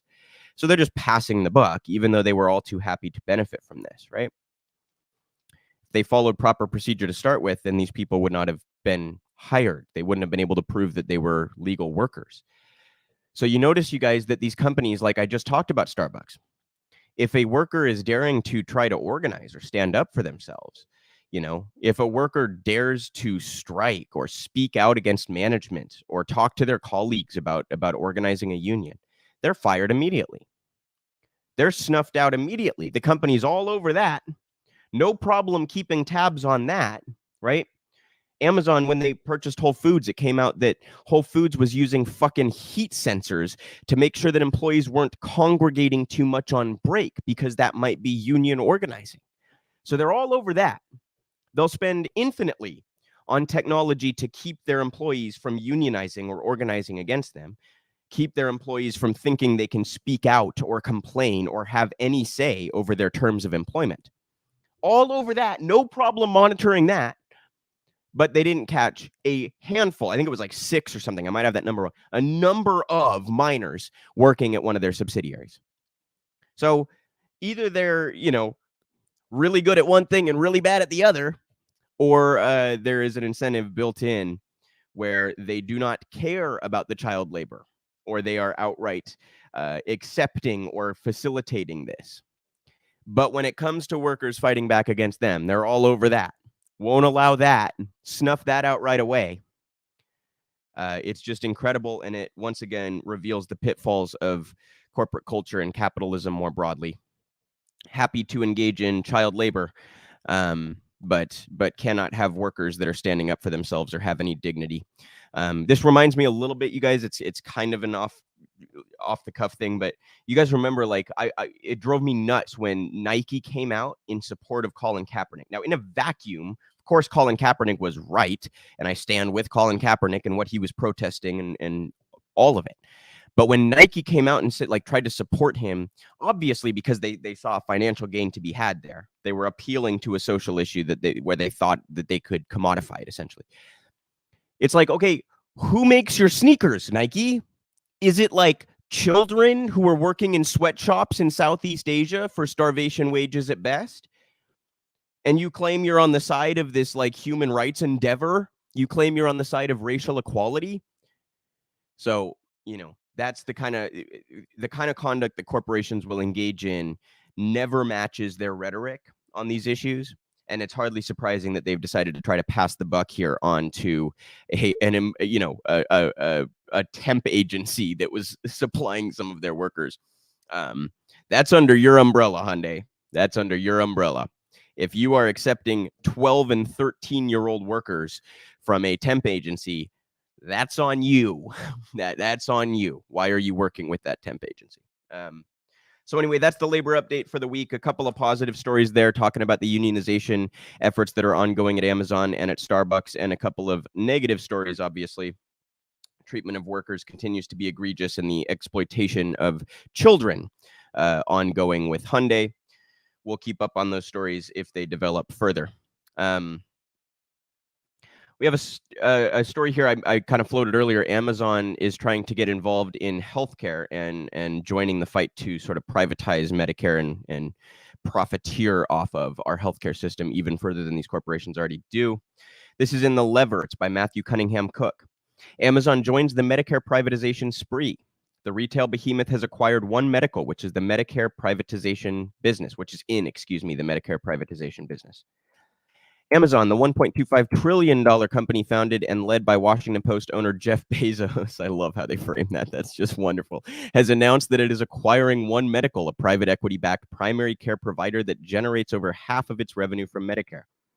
While Amazon's profits from its core consumer retail business are dwindling, in part because of heightened competition from brick and mortar retailers that were shut down at the beginning of the COVID-19 pandemic, the corporation's cloud computing division, Amazon Web Services, continues to enjoy robust profits thanks in part to generous government contracts. Now, Amazon could be attempting to build on that federal largesse by seeking to milk revenue from Medicare, the national health insurance program for seniors and people with disabilities. Amazon, which has broad market power, reach, and influence, could use its new platform to advance the cause of Medicare privatization at a much more aggressive pace. The consequences wouldn't just mean more taxpayer dollars trope funneled to the mega corporation, but also Medicare recipients facing a healthcare system with ever more resources being allocated to profit instead of care. If you don't know what I mean when I sigh and roll my eyes at the taxpayer dollars trope, please go engage with our content on MMT at realprogressives.org. Matthew Cunningham Cook, I love you. I support your work. I love what all of you do over at The Lever. Please stop using neoliberal framing of federal finance. It is public spending. Taxes, by definition, cannot fund spending at the federal level. And I am so tired of saying this that one of these days you all are going to witness me pulling my hair out physically live on the air as I read one of these fucking articles. Please stop saying taxpayer dollars. Please. For my sanity, if for nothing else. Please. Carrying on here. The deal must go through normal regulatory approval processes. Advocates have pledged to oppose it. But Amazon has no business being a major player in the healthcare space, and regulators should block this $4 billion deal to ensure it does not become one, said Krista Brown, a senior policy analyst at the American Economic Liberties Project, which advocates on antitrust issues in a statement. She added in an interview, it won't make Amazon the largest player in healthcare, but will further dissolve integrity that is already on shaky territory with the healthcare system. Shaky territory, sure to put it lightly, doesn't it? As The Lever reported in April, President Joe Biden's Center for Medicare and Medicaid Services has expanded a Medicare privatization scheme launched under former President Donald Trump. That program, which is currently referred to as ACO REACH, involuntarily assigns Medicare patients to private health plans operated by for-profit companies like One Medical subsidiary, Iora Health. Of course, this is another area where Joe Biden is doing the exact opposite of what he promised on the campaign trail. He promised a public option, which I, of course, think would be not only grossly inadequate, but potentially a poison pill for socialized medicine. But nonetheless, he promised a public option, and instead he's going in exactly the other direction. Instead, he is privatizing what little is currently public. He's expanding Trump's program to privatize Medicare. Expanding Donald Trump's program to privatize Medicare.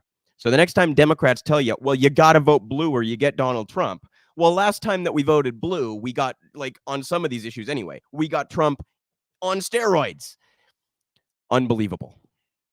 Unbelievable. Of course, it's hardly surprising that Amazon, who tries to intrude on every market that they possibly can, would be involved here, and see some profits to be had as it pertains to the privatization of Medicare.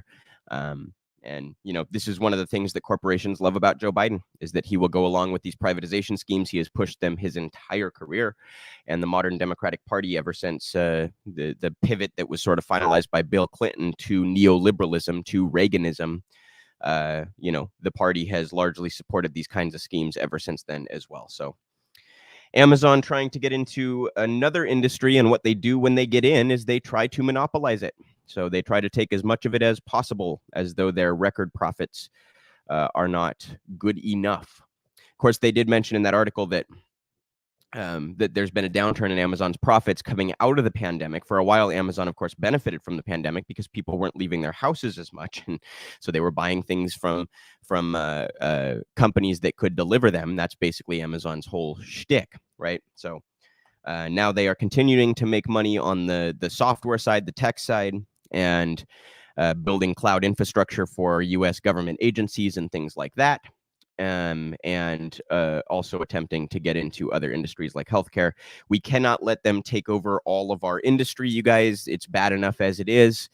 This would be absolutely horrific, obviously, whether it's Amazon that is benefiting off of that privatization or other companies. This would be horrendous. This would take an already outrageously terrible healthcare system and make it even worse. So here's to hoping that that plan fails. But with Biden and the modern Democrats in charge, I have little faith that there will be any resistance to it.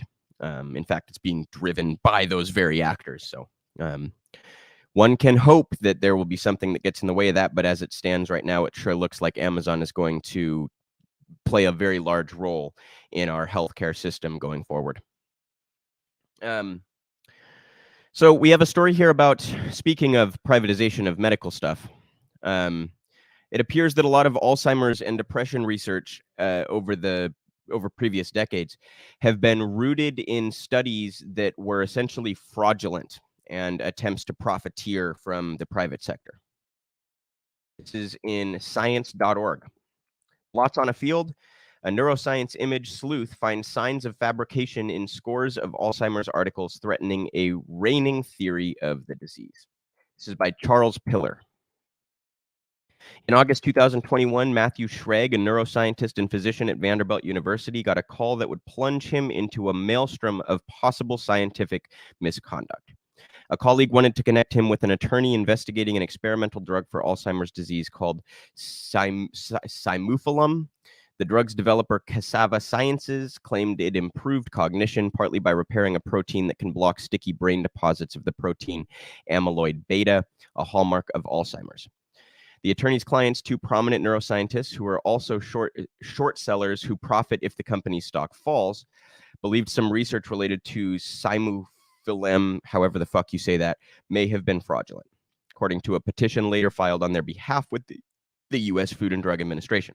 Now, I do want to point out, it mentions there, and this is like, again, such an American aspect to the story, that these two prominent neuroscientists are also short sellers who would profit if the company's stock fell. So the company that they're attacking, who may very well have committed fraud here, like I have no information that is not in this article, right?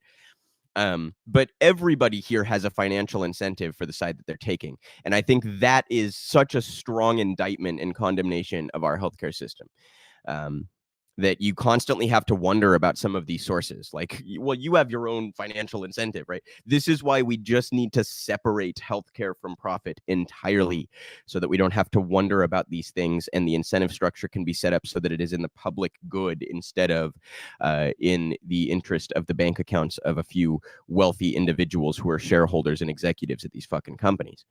Anyway, carrying on here. Schrag, 37, a soft-spoken, nonchalantly rumpled junior professor, had already gained some notoriety by publicly criticizing the controversial FDA approval of the anti-AB drug Aduhelm.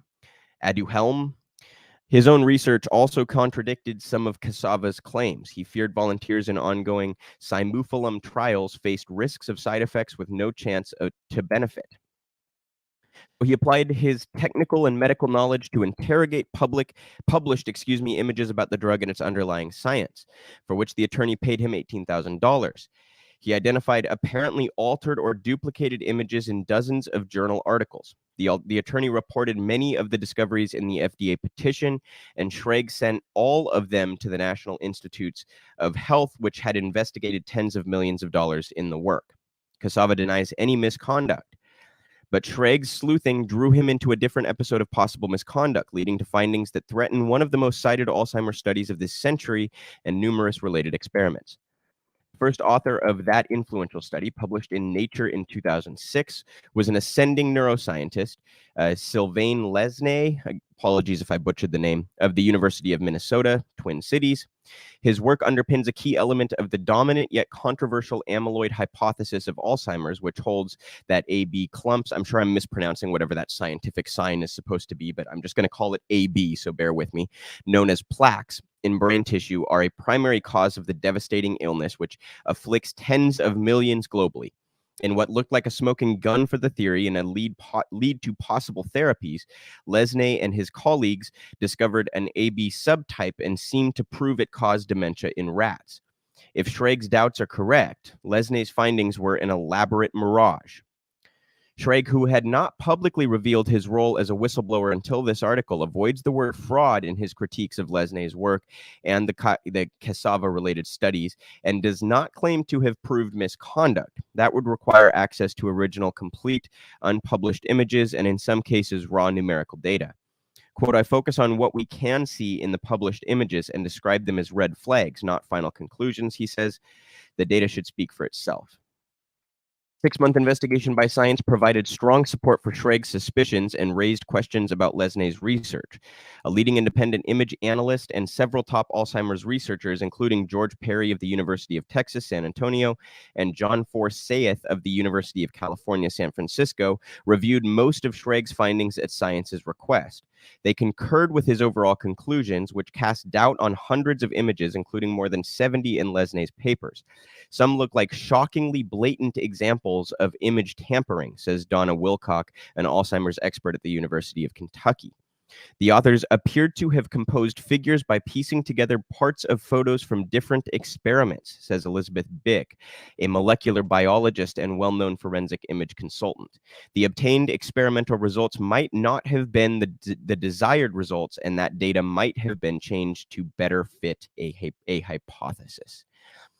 So guys, this is where, like, again, I keep talking about like capitalism and the incentive structures that it provides. And when you have the health and science, I don't want to say industries, but when you put health and science in this realm where a profit incentive dictates things, this is the kind of stuff you get. You get fraud. You get people trying to evade the scientific process to profit, right? And this is one of the many reasons that I do not think a healthcare system and the research that goes into, providing the best healthcare and understandings as possible, I do not think these things should be in the private sector. I do not think you should let a profit incentive dictate how these things evolve. So just a rather explicit and overt example there of how a profit incentive sort of makes these industries perverse from the jump, and why your health is secondary to their profits. They were willing to, you guys, they undercut like 2 decades of Alzheimer's research, and something similar just came out about depression as well.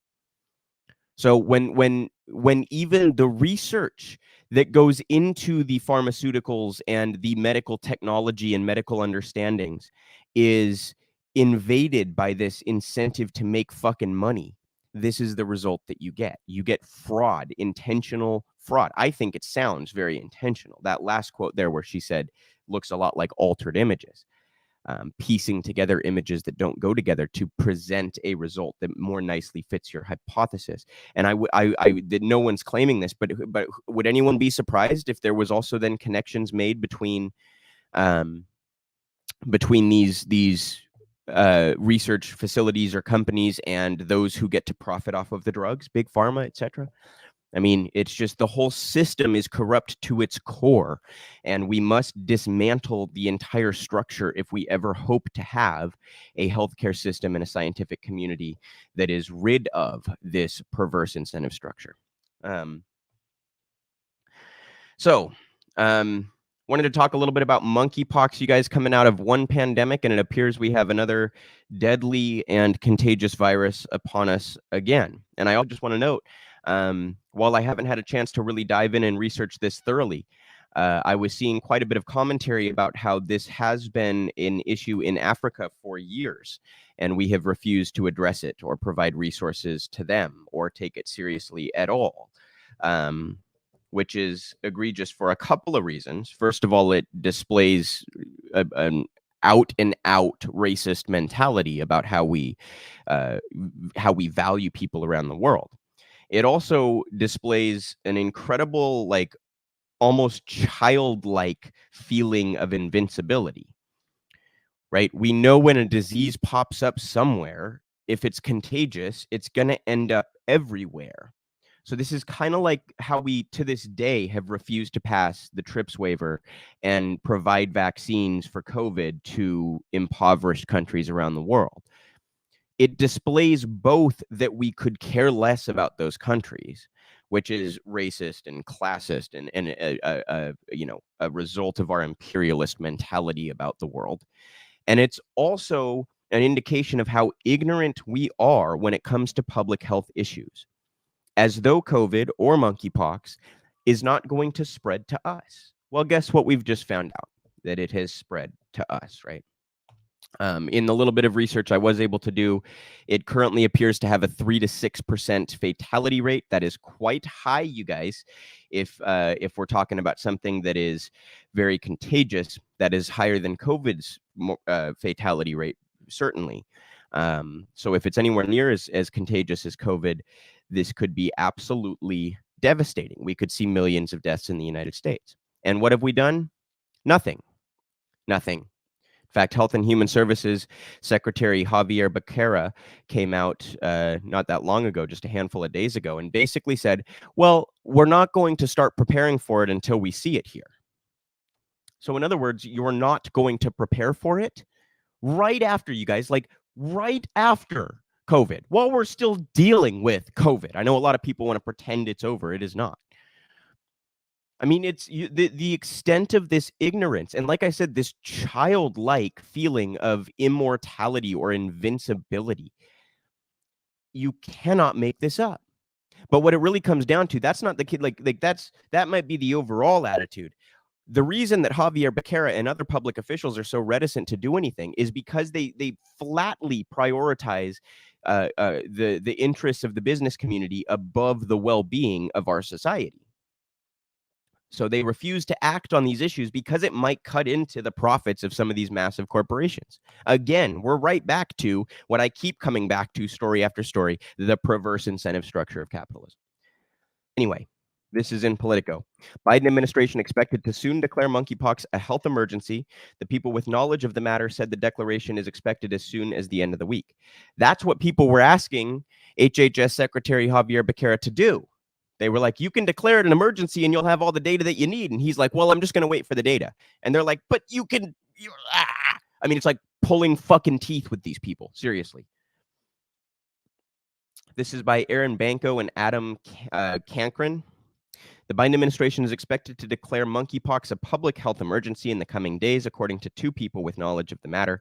The declaration, which is made by the Department of Health and Human Services, would follow a similar decision made last weekend by the World Health Organization. By designating the outbreak an emergency, HHS could then take a slew of actions, including accessing new money and appointing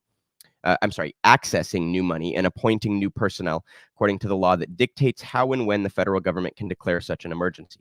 The people with knowledge of the matter said the declaration is expected as soon as the end of the week, but the decision is not yet final, and a spokesperson for HHS said the agency is continuing to explore options. HHS Secretary Javier Becerra is scheduled to hold a press conference on monkeypox Thursday morning. A spokesperson for the White House said there were no updates at this time.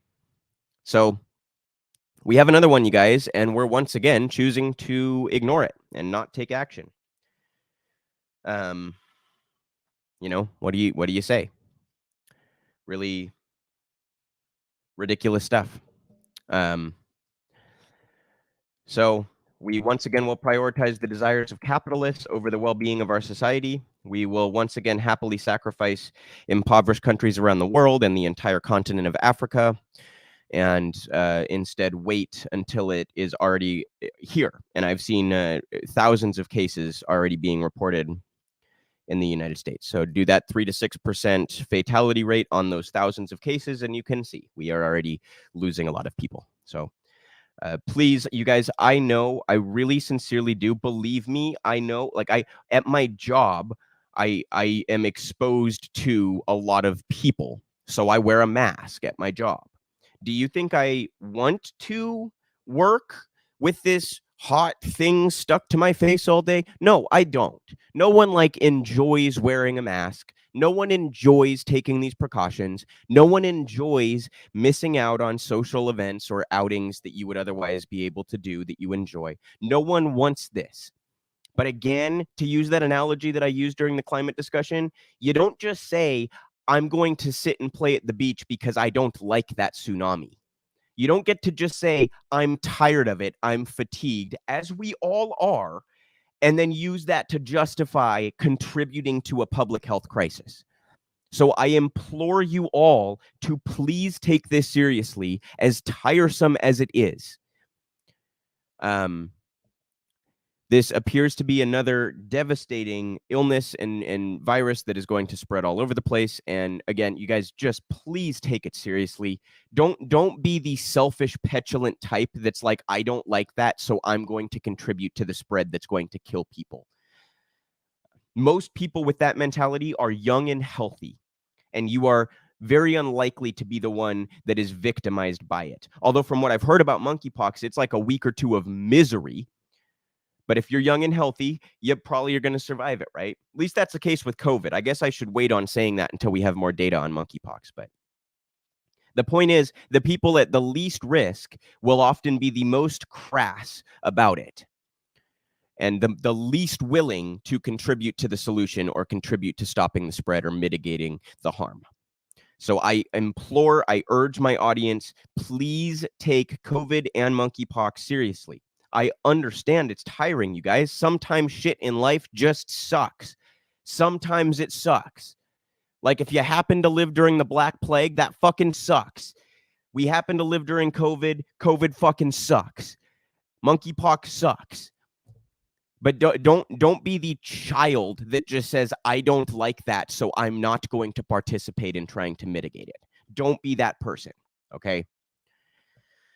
Moving on here. We're going to talk a little bit about Kamala Harris has lost another key member of her team. She seems to kind of be bleeding staff. Really, this has actually been a pattern throughout her whole career, but especially since she became vice president. This is in the Babylon Bee. Kamala Harris, speechwriter, leaves administration to write for Sesame Street. I guess, I don't know what exactly happened here, but I have some speculation. I think Kamala's constant gaffes started to bother either the speechwriter or Kamala Harris herself, or both, and led to some conflicts in their relationship, to say the least, right?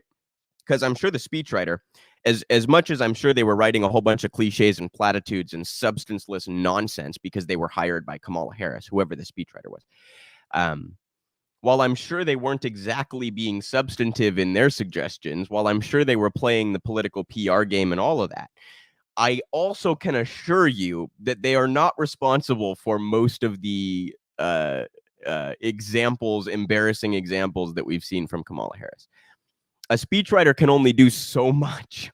They can feed you the lines. They can tell you how things should be presented, how you want to say things, what look you should have on your face, where you should place emphasis, when you should show emotion. They can give you all of this information, right?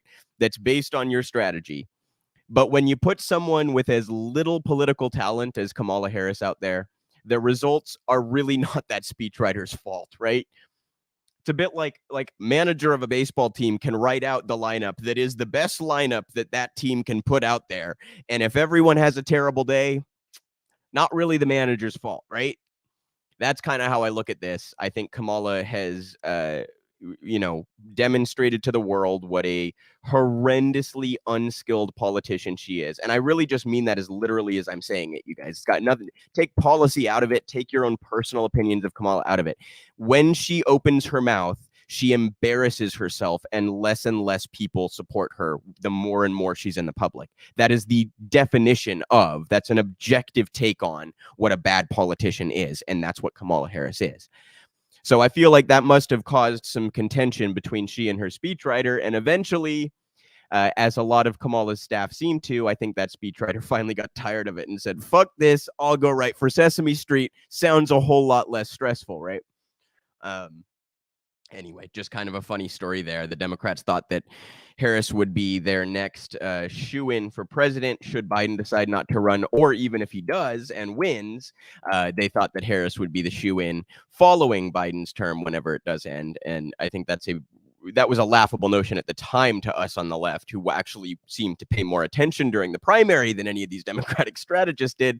But it's an even more laughable notion now that she has flubbed virtually every opportunity that she has had to be in the public as vice president. So just a short little side story there, not of a whole lot of importance, but I, wanted to bring it to you in part because who doesn't like dunking on Kamala Harris, right?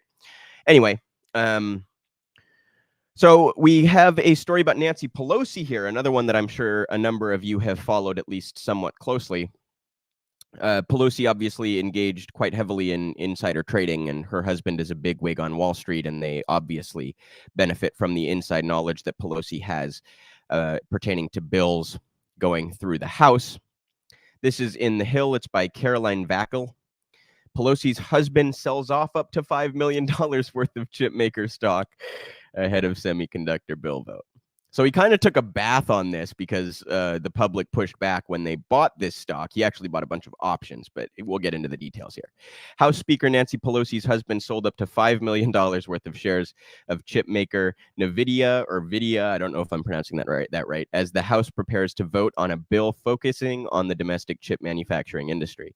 Pelosi completed a period transaction report signed on Tuesday that indicated that her husband, Paul Pelosi, sold 25,000 shares of Nvidia at an average price of $165.05 with a total loss of $341,365. Kind of took a bath on it. Of course, to the Pelosi's, who are worth well over $100 million, in fact, I think close to $2, that's nothing.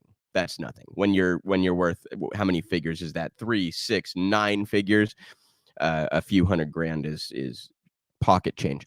In total, the shares are worth between $1 million and $5 million. A separate filing signed by the House Speaker earlier this month indicated that Paul Pelosi had exercised call options last month to purchase $20,000 of shares. 20,000 shares of the chip maker at a strike price of $100.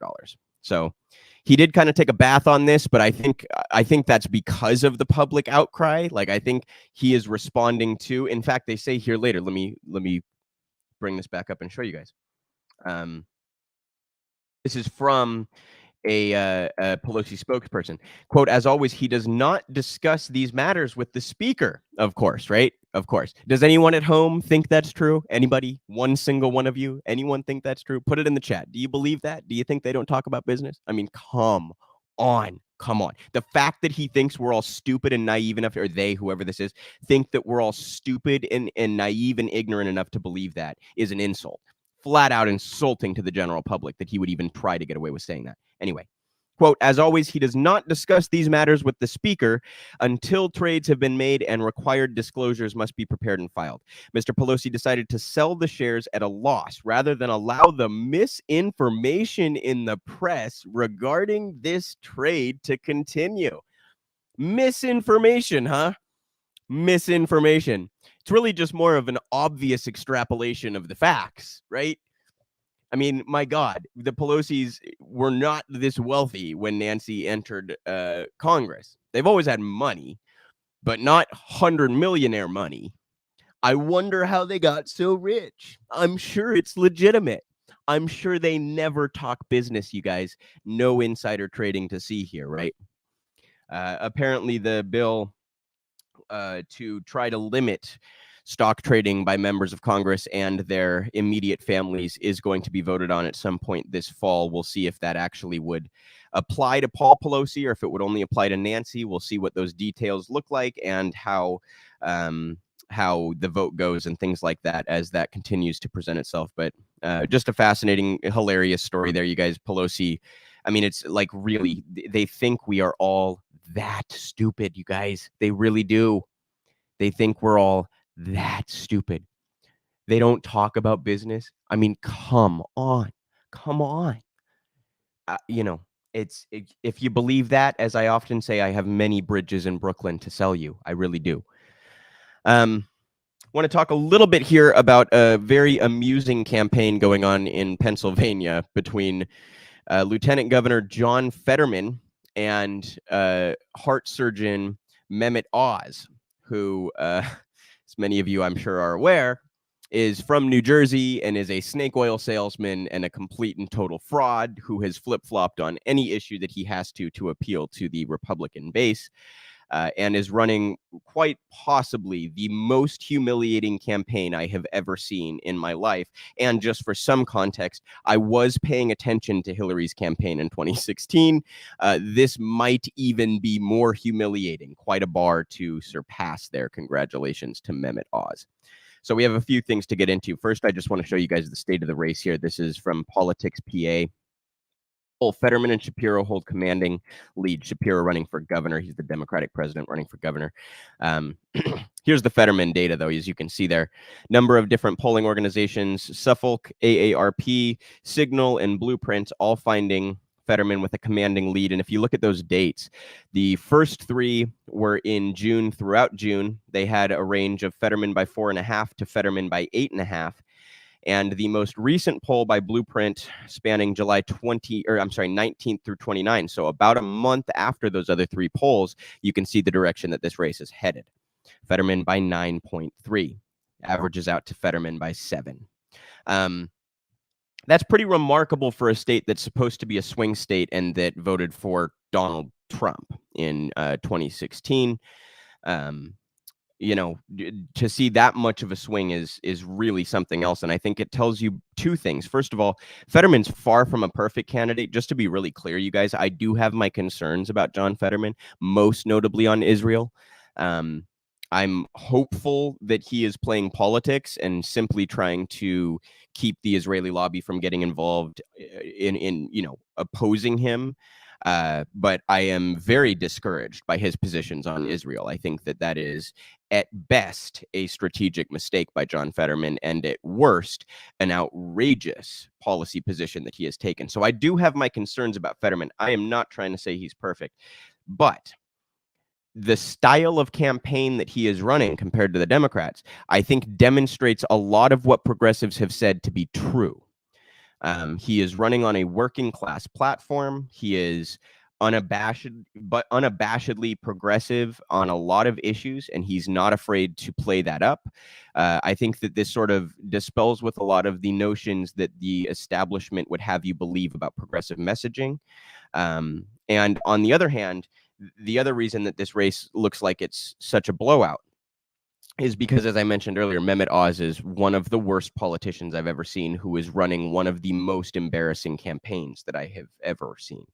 And we're actually going to get to a few videos here really quick of Fetterman clowning Dr. Oz in various ways using celebrities, etc. So these are really quite something. They were pretty much all clowning Oz for being from New Jersey.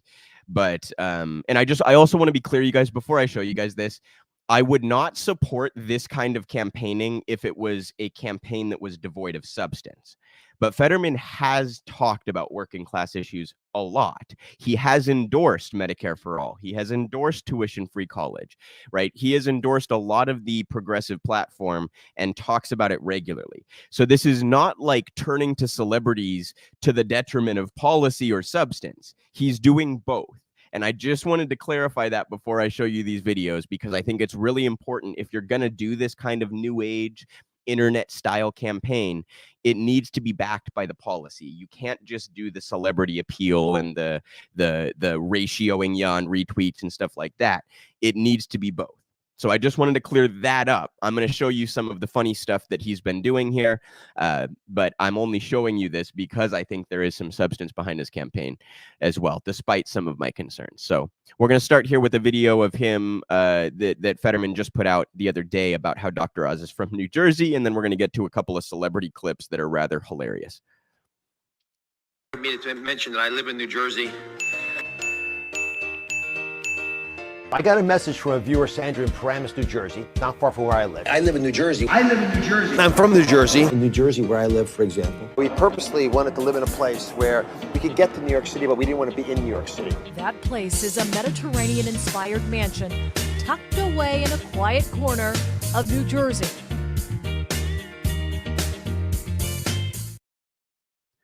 So I just love that short little clip. Right? It's from when Oz had, I don't remember which show in, but he was showing off his mansion on one of those fucking celebrity TV shows, right? Oh, so perfect. He's such an elitist. We wanted to be close enough to New York, but not in New York. So we're living in Jersey in a rich neighborhood that overlooks the water. Here's my mansion.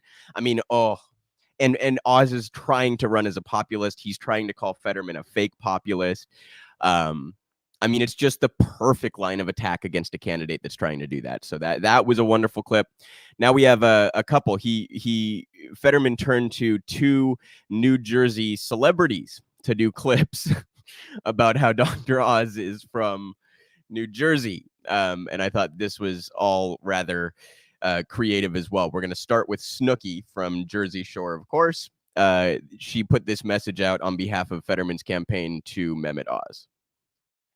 Hey, Mehmet, this is Nicole Snooki, and I'm from Jersey Shore. I don't know if you've seen of it before, but I'm a hot mess on a reality show, basically, and I enjoy life.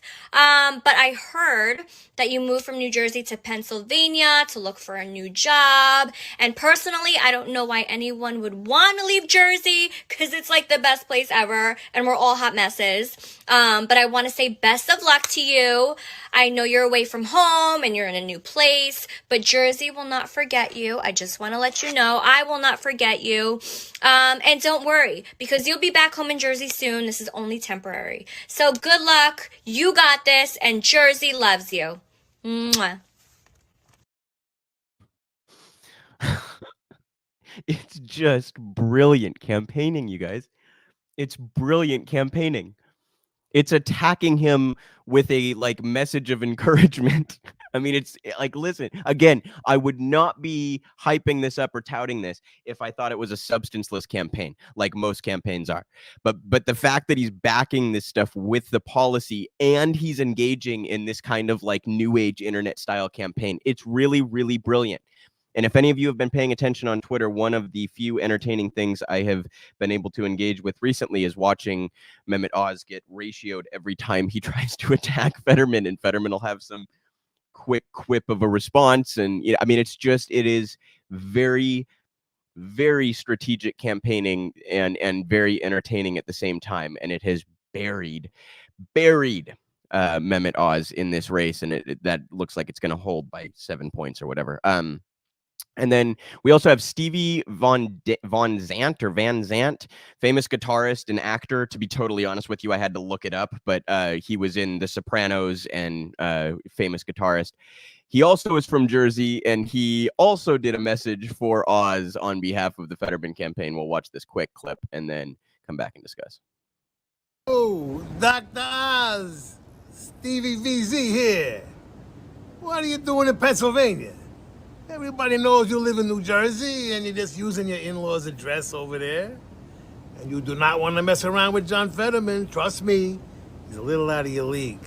Nobody wants to see you get embarrassed. So come on back to Jersey where you belong, and we'll have some fun, man. We'll go to the beach, we'll go surfing, come on. Nobody wants to see you get embarrassed. Come on back to Jersey. Oh, God, it's brilliant. Anyway, I've gotten a good deal of entertainment out of watching this campaign and watching Mehmet Oz implode. And he keeps trying to do this disgusting line of push this disgusting narrative of Fetterman is in the basement, right? You guys remember this from Biden when they stuck Biden in the basement and that became a narrative. Oz trying to play into that. What actually happened is John Fetterman had a stroke, and that's what Mehmet is choosing to attack here. So shameful there. And Fetterman actually has been out in public seemingly a whole lot more than Mehmet will give him credit for, but that's neither here nor there. The other really funny thing that Oz keeps doing is he keeps trying to attach John Fetterman to Bernie Sanders, who happens to be the most popular senator in the country. Interesting campaign trick. It's also very clear that both of these candidates are trying to appeal to populists, and Bernie obviously is a populist. So the fact that Oz is trying to compare his opponent to the most popular senator in the country who matches the profile that both of you are trying to appeal to, I mean, it's almost like Oz is literally campaigning for John Fetterman. That's how bad his campaign has been. If it weren't that Mehmet, if Mehmet weren't such a megalomaniacal, narcissistic, self-centered sack of garbage, I might actually sincerely consider that he may be like oppositional, planted, you know what I mean? But he's way too narcissistic for that to be the case. It's just that his campaign is so bad that one actually does have to consider that it might be that he is sabotaging his own party and his own campaign in this instance. So anyway, I'm getting quite a bit of entertainment out of that. You can too. Go follow Fetterman on Twitter, and you will see all sorts of responses to this absolute idiot who somehow got a doctorate degree and practiced medicine, and who's a complete fraud and a snake oil salesman, and who also doesn't happen to live in the state he's running in. So all sorts of material for the Fetterman campaign to go after, right? Oz has been very generous in that regard, providing plenty of material for his opposition while he campaigns for his opposition. Really something else, quite a deal there going on in Pennsylvania.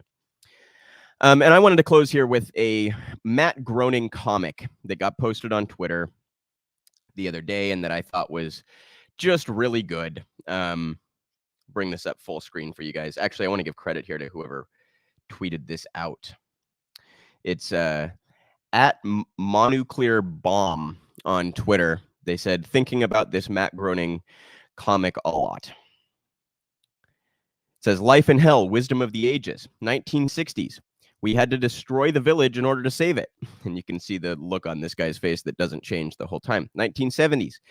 Watergate is proof that the system works. 1980s, helping the rich is helping the poor. 1990s, by being the same as Republicans, we can defeat the Republicans. That's the counter scheduling of the Clinton era that I was talking about earlier.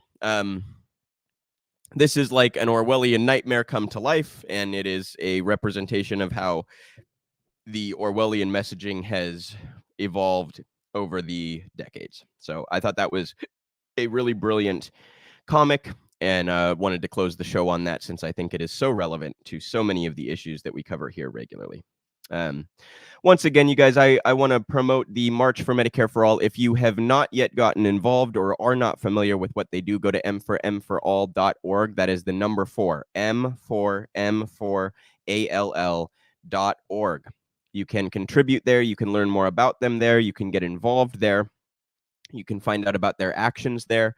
If you are in the DC area, please make sure to show up this Saturday for the march. And if you are not, you can contribute to the cause or get involved virtually. You can come join our live stream of the event. Whatever you can do to support the cause, we very much appreciate. I am not with Medicare M for All, but I am a huge supporter of M for All. I consider them all to be comrades over there, fighting the good fight for healthcare in this country. So please get involved if you can. m4all.org. I'm going to say that until I annoy myself with it. And also want to plug again, Real Progressives, as always, realprogressives.org, realprogressives.org/donate. Please go check out all of our content. We always have fantastic articles, educational content, podcasts, etc. up there for your viewing pleasure. Macro and Cheese podcast on Saturdays with our founder and CEO, Steve Grumbine. He also does the Rogue Scholar on this very YouTube channel, Real Progress in Action, throughout the week. You can catch my show usually on Sundays. I know I have been awful about the timing lately. Today it is obviously Thursday. I will hopefully have a show for you all on Sunday again, and we can get back into that weekly swing of things. You can also catch shorter clips divided by topic of my show throughout the week on Real Progress in Action. Please go subscribe if you are not to our YouTube channels, both Real Progressives and Real Progress in Action. Make sure when you watch our content, you smash that like button, leave a comment, share it as widely as you can, whether that's on social media or word of mouth to your colleagues, your friends, your family, your neighbors, etc., etc. We very much appreciate any and all support that you can provide that. Once again, realprogressives.org and realprogressives.org/donate. With that, I will call it a show. I apologize for my absence as of late and for the odd times that I have had to do the show lately. Really hoping that will settle down soon, but I do very much appreciate the support and appreciate your viewership. Thank you all for tuning in as always. I hope you have a fantastic week, and I will talk to you all hopefully here in just a few days this time on Sunday. Thanks again.